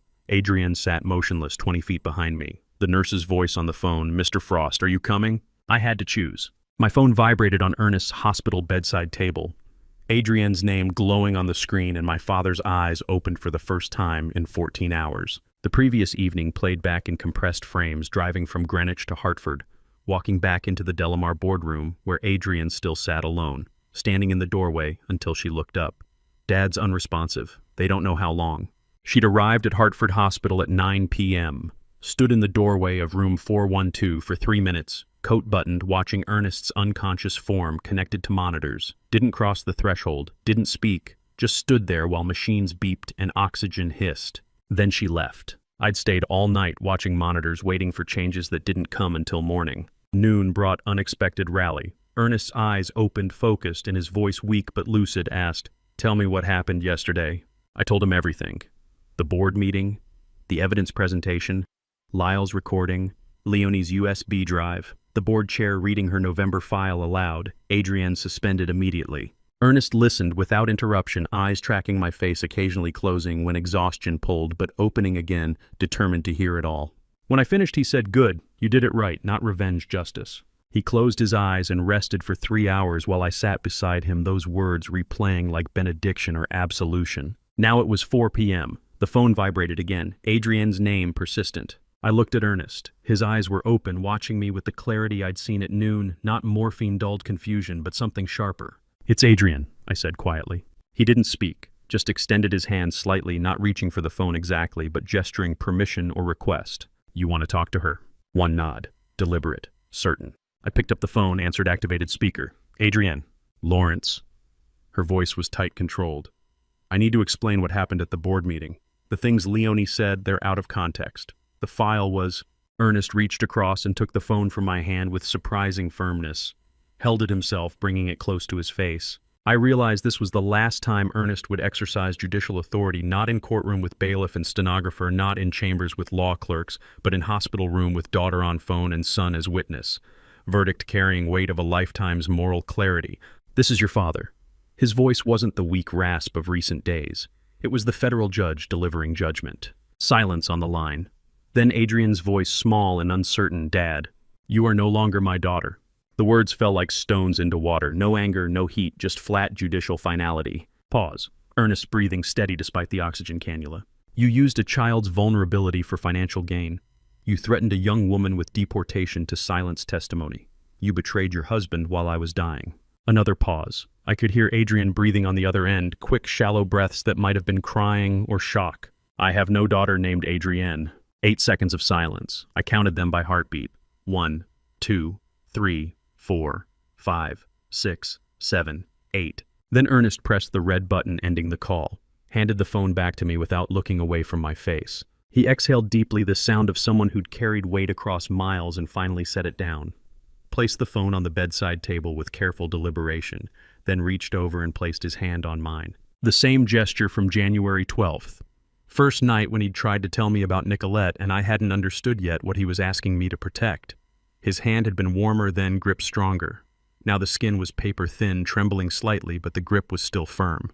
Ernest's hand on mine, same gesture, closing the circle like a judge's gavel marking case concluded, father's touch, both benediction and transfer of burden. You can rest now, I said quietly. He shook his head once, gestured toward the bedside drawer. I opened it. Inside was a manila envelope, Ernest's handwriting on the front.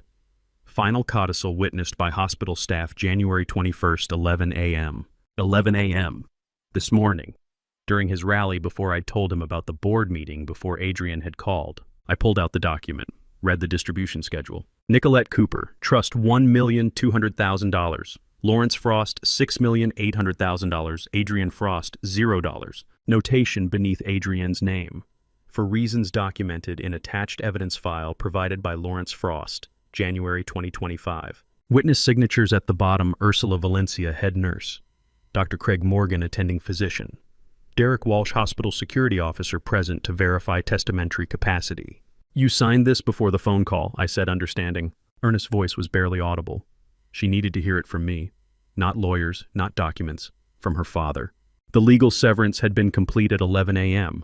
The emotional severance delivered at 4:02 p.m., both executed with the precision of someone who'd spent 40 years on the federal bench, who understood that justice required both institutional authority and human acknowledgement. The circle closes, I said. Ernest's hand tightened on mine, agreement or goodbye or both. I looked at the codicil, looked at my father's face, looked at the phone on the bedside table showing 4:07 p.m. and Adrienne's name in recent calls. The old judge had orchestrated his final case down to the minute. Morning rally for legal documentation. Afternoon call for paternal verdict.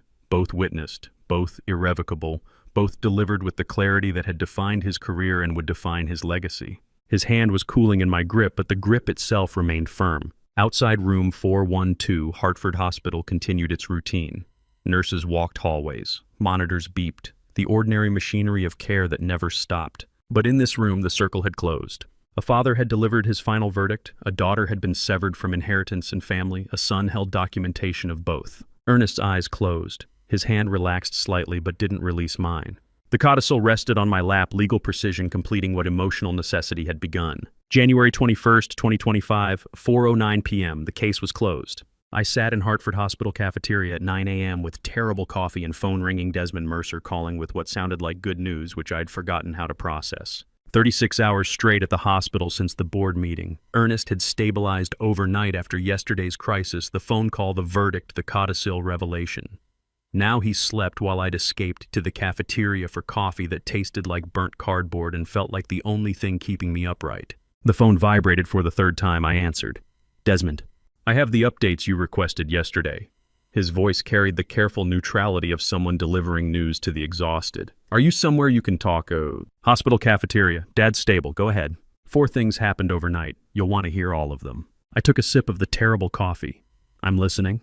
First, the Foundation Board held emergency session last night at 8 p.m., voted unanimously to suspend Adrienne pending independent investigation. They've frozen her foundation accounts and retained a forensic accountant. Stella confirmed via email this morning. I realized I hadn't thought about the board once since leaving Greenwich yesterday. Had been sitting with Ernest holding his cooling hand, reading the codicil, watching monitors. While I'd been focused on my father, the institutional machinery had continued dismantling my wife's professional life. I didn't even think about it, I said. That's the point. Desmond's tone shifted slightly.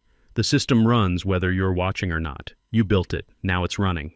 What second? IRS confirmed receipt of the Meridian LLC referral at 6 a.m. this morning via automated system.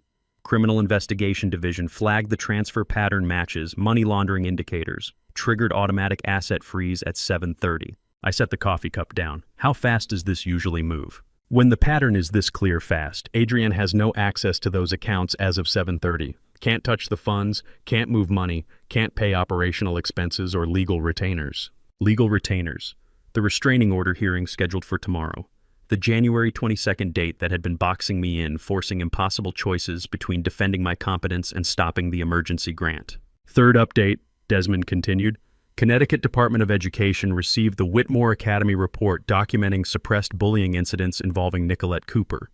Independent investigation opened at 8 a.m. into institutional failure to report. Does that help, Nicolette?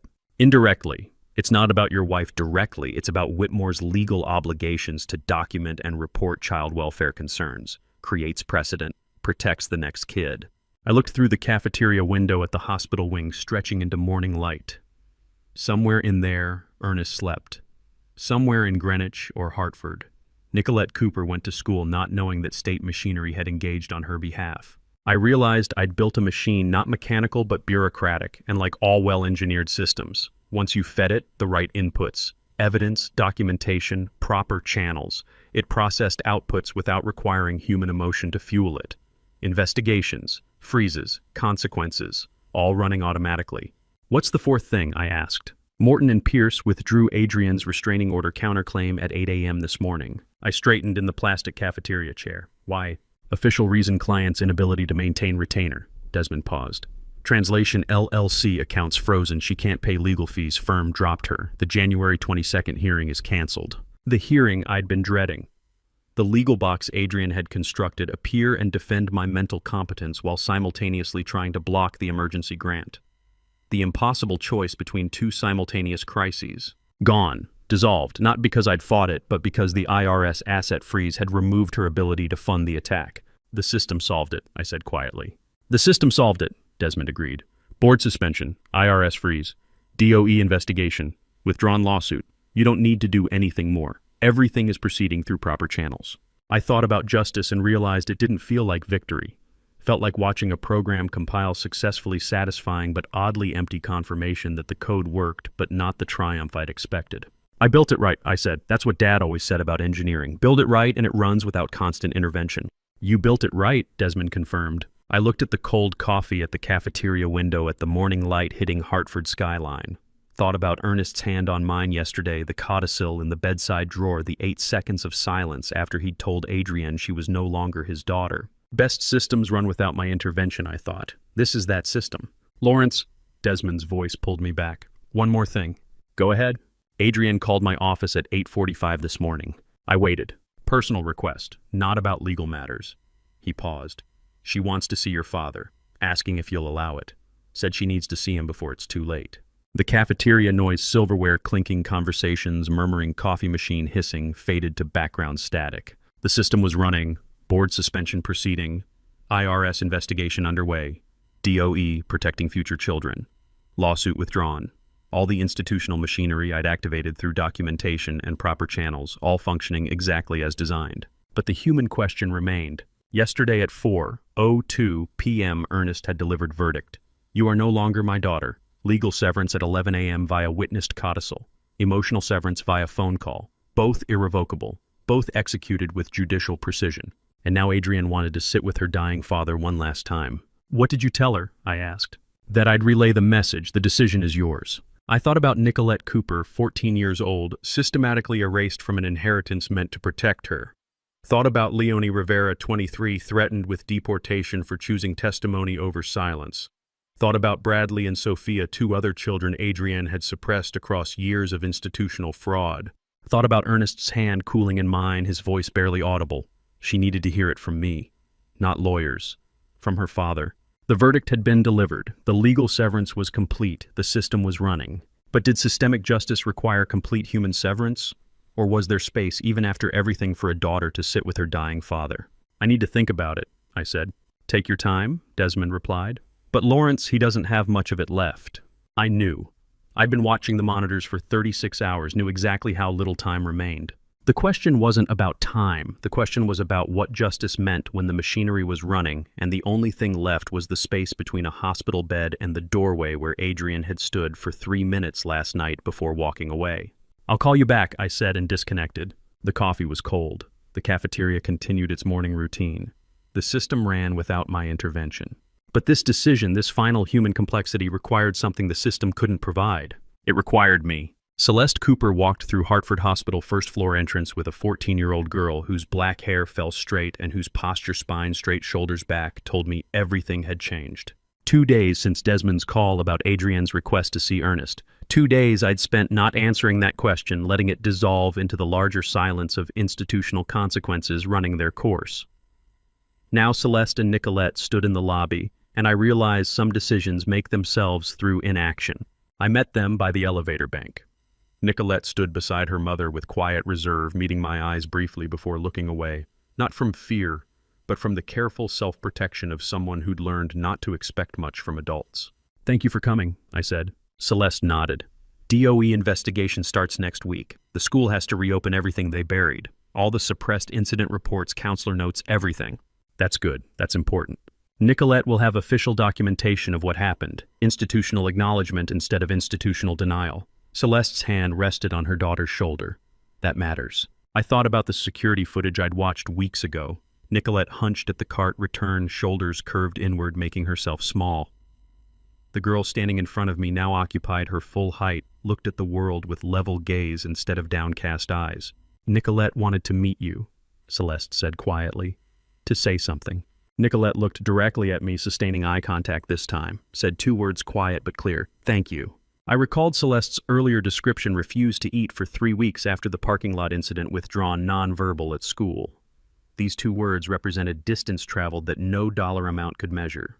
You're welcome, I said. I'm sorry it took so long. But you did it. Nicolette's voice was steady. Not performance, not gratitude extracted under pressure. Just acknowledgement. I nodded, let the moment stand complete without trying to expand it or extract more. Nicolette glanced at her mother, then back at me. Can I meet him, your father, my grandfather? I hadn't expected this. Looked at Celeste, who seemed equally uncertain. He's very weak, I said carefully. He might not be able to talk much. That's okay.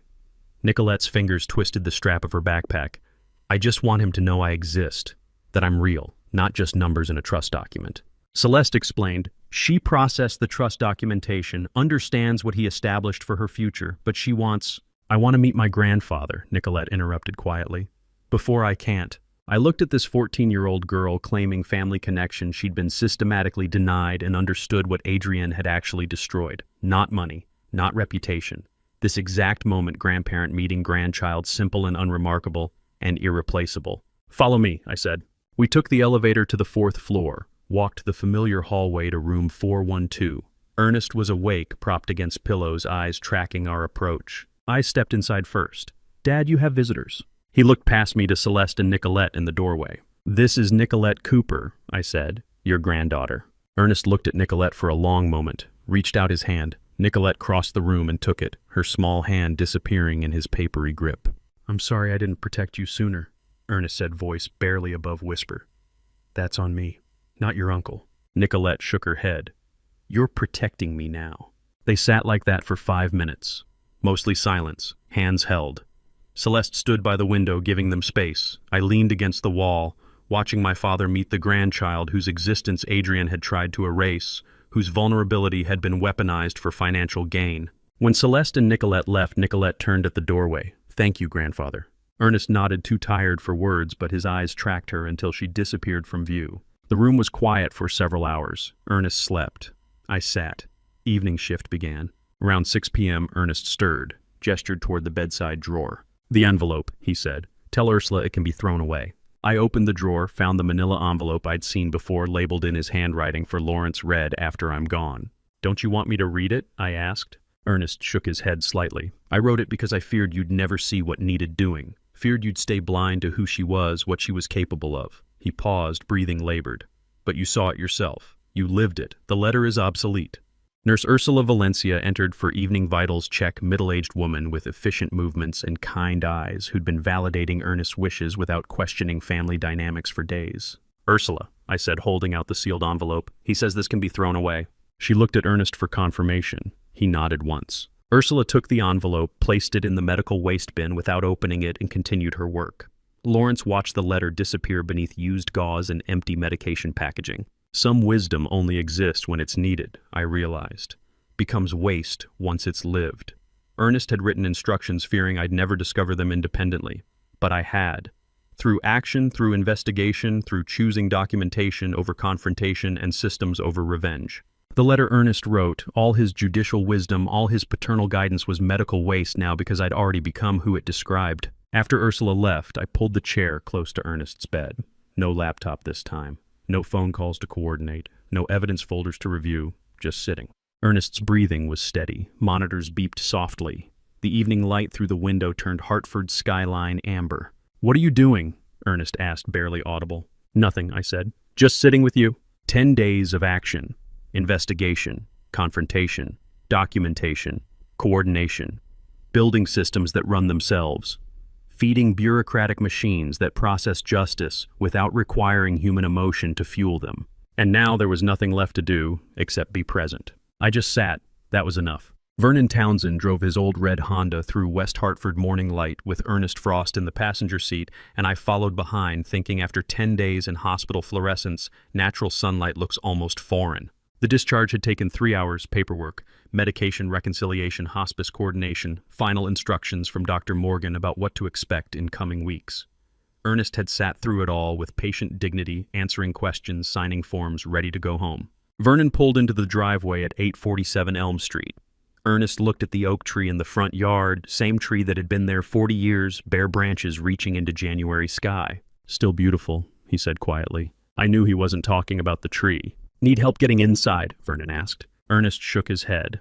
"I can walk to my own door." The house looked unchanged from January 12th when this began. Same cream siding, same green shutters, same front steps I'd climbed 10,000 times. But everything inside the people returning had shifted. I helped Ernest to his usual chair leather recliner by the south window, worn armrests shaped by decades of use, afternoon light pooling where it always pooled.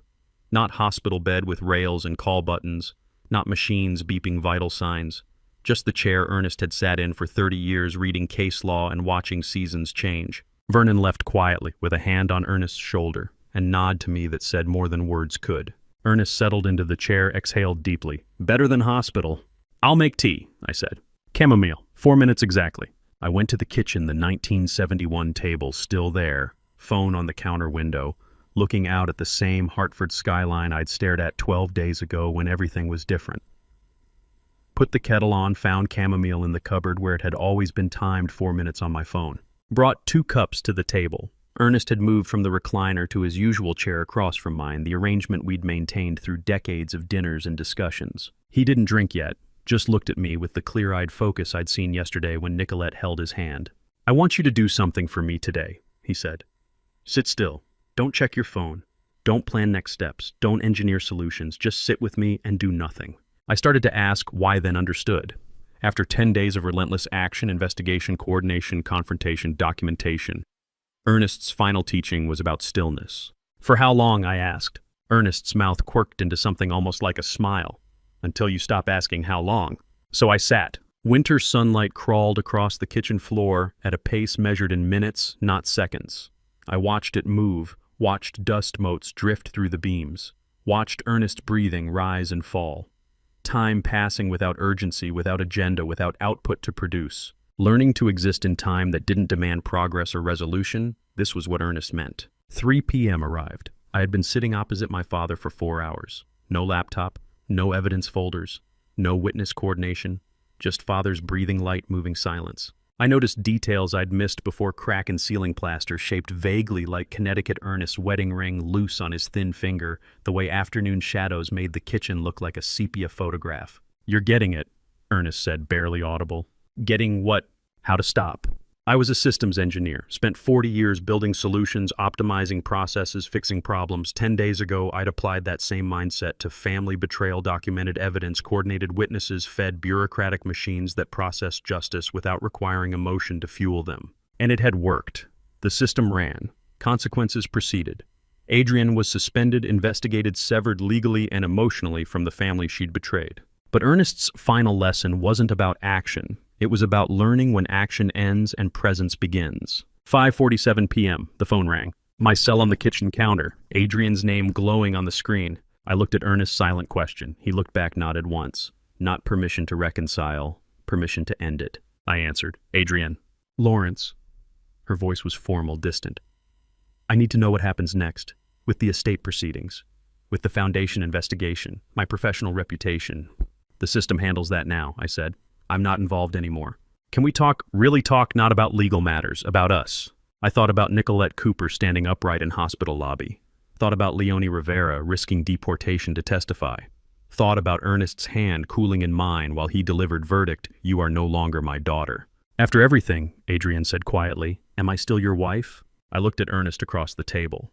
10 days ago, dying in a hospital room. Now home in his chair, trial concluded, verdict delivered. He nodded, trial over. Hanging up on Adrienne felt nothing like I expected, not cathartic, not victorious, just quiet and final, like closing a book I'd finished reading and placing it on a shelf where it belonged. "You chose money over a child's dignity," I said. "Now it's my turn to choose." I disconnected, set the phone down, pulled the blanket from the chair back and draped it over Ernest's lap. "It's done," I said. Ernest nodded, closed his eyes. 5:52 p.m. I walked to the south window, looked at Hartford sunset orange, bleeding into red, bleeding into blue. Same sky I'd watched from this window 10,000 times, but somehow different now. Ernest breathed quietly in his chair, phone dark on the counter, house settling into evening silence. I thought back to January 12th, 11:47 p.m., standing in this same kitchen making the call that started everything. That call had ended what I thought was my family, ended the illusion of my marriage, the belief in my wife's integrity, the comfortable fiction that people you love can't weaponize that love for financial gain. This call ended the aftermath, ended the question of whether destroying someone professionally meant severing them personally, ended the hope that explanation or time or shared grief might rebuild what systematic betrayal had demolished. Some calls end marriages, end relationships, end illusions about who people are beneath the performances they maintain. And some calls, these same calls, these exact moments of severance and choice, begin new lives built on different foundations. There are calls that end a marriage and begin a new life. And to you listening to my story, remember this: the people closest to you can be the hardest to see clearly. Don't make my mistake. I trusted blindly for 30 years because trust felt easier than vigilance. I thought family meant never questioning, never documenting, never preparing for betrayal. But trust without verification isn't faith, it's willful blindness. If I'd asked one hard question earlier, if I'd looked at one bank statement before crisis forced my hand, maybe I could have protected my father sooner. Maybe Nicolette wouldn't have suffered so long. Here's what I learned. Justice doesn't require anger. It requires documentation. When someone you love betrays you, systematically emotion won't save you, evidence will. Build your case like you'd build any system with redundancy, verification, proper channels. And when the moment comes to choose between loyalty to the past and protection of the innocent, choose protection. Every time. I believe God put me through this trial to teach me the difference between family that earns trust and family that exploits it. The hardest lesson isn't that bad people exist, it's that sometimes they're the ones you've loved longest. If this story moved you, I'd be grateful if you'd share it with someone who might need to hear it. Leave a comment telling me, have you ever had to choose between family loyalty and protecting someone vulnerable? Your stories matter. And if you'd like more real-life lessons like this, please subscribe so you don't miss what's next. Thank you for staying until the very end. It means more than you know. Final reminder, Certain details in this story have been fictionalized for privacy and storytelling purposes, but the core message about family justice and difficult choices remains true.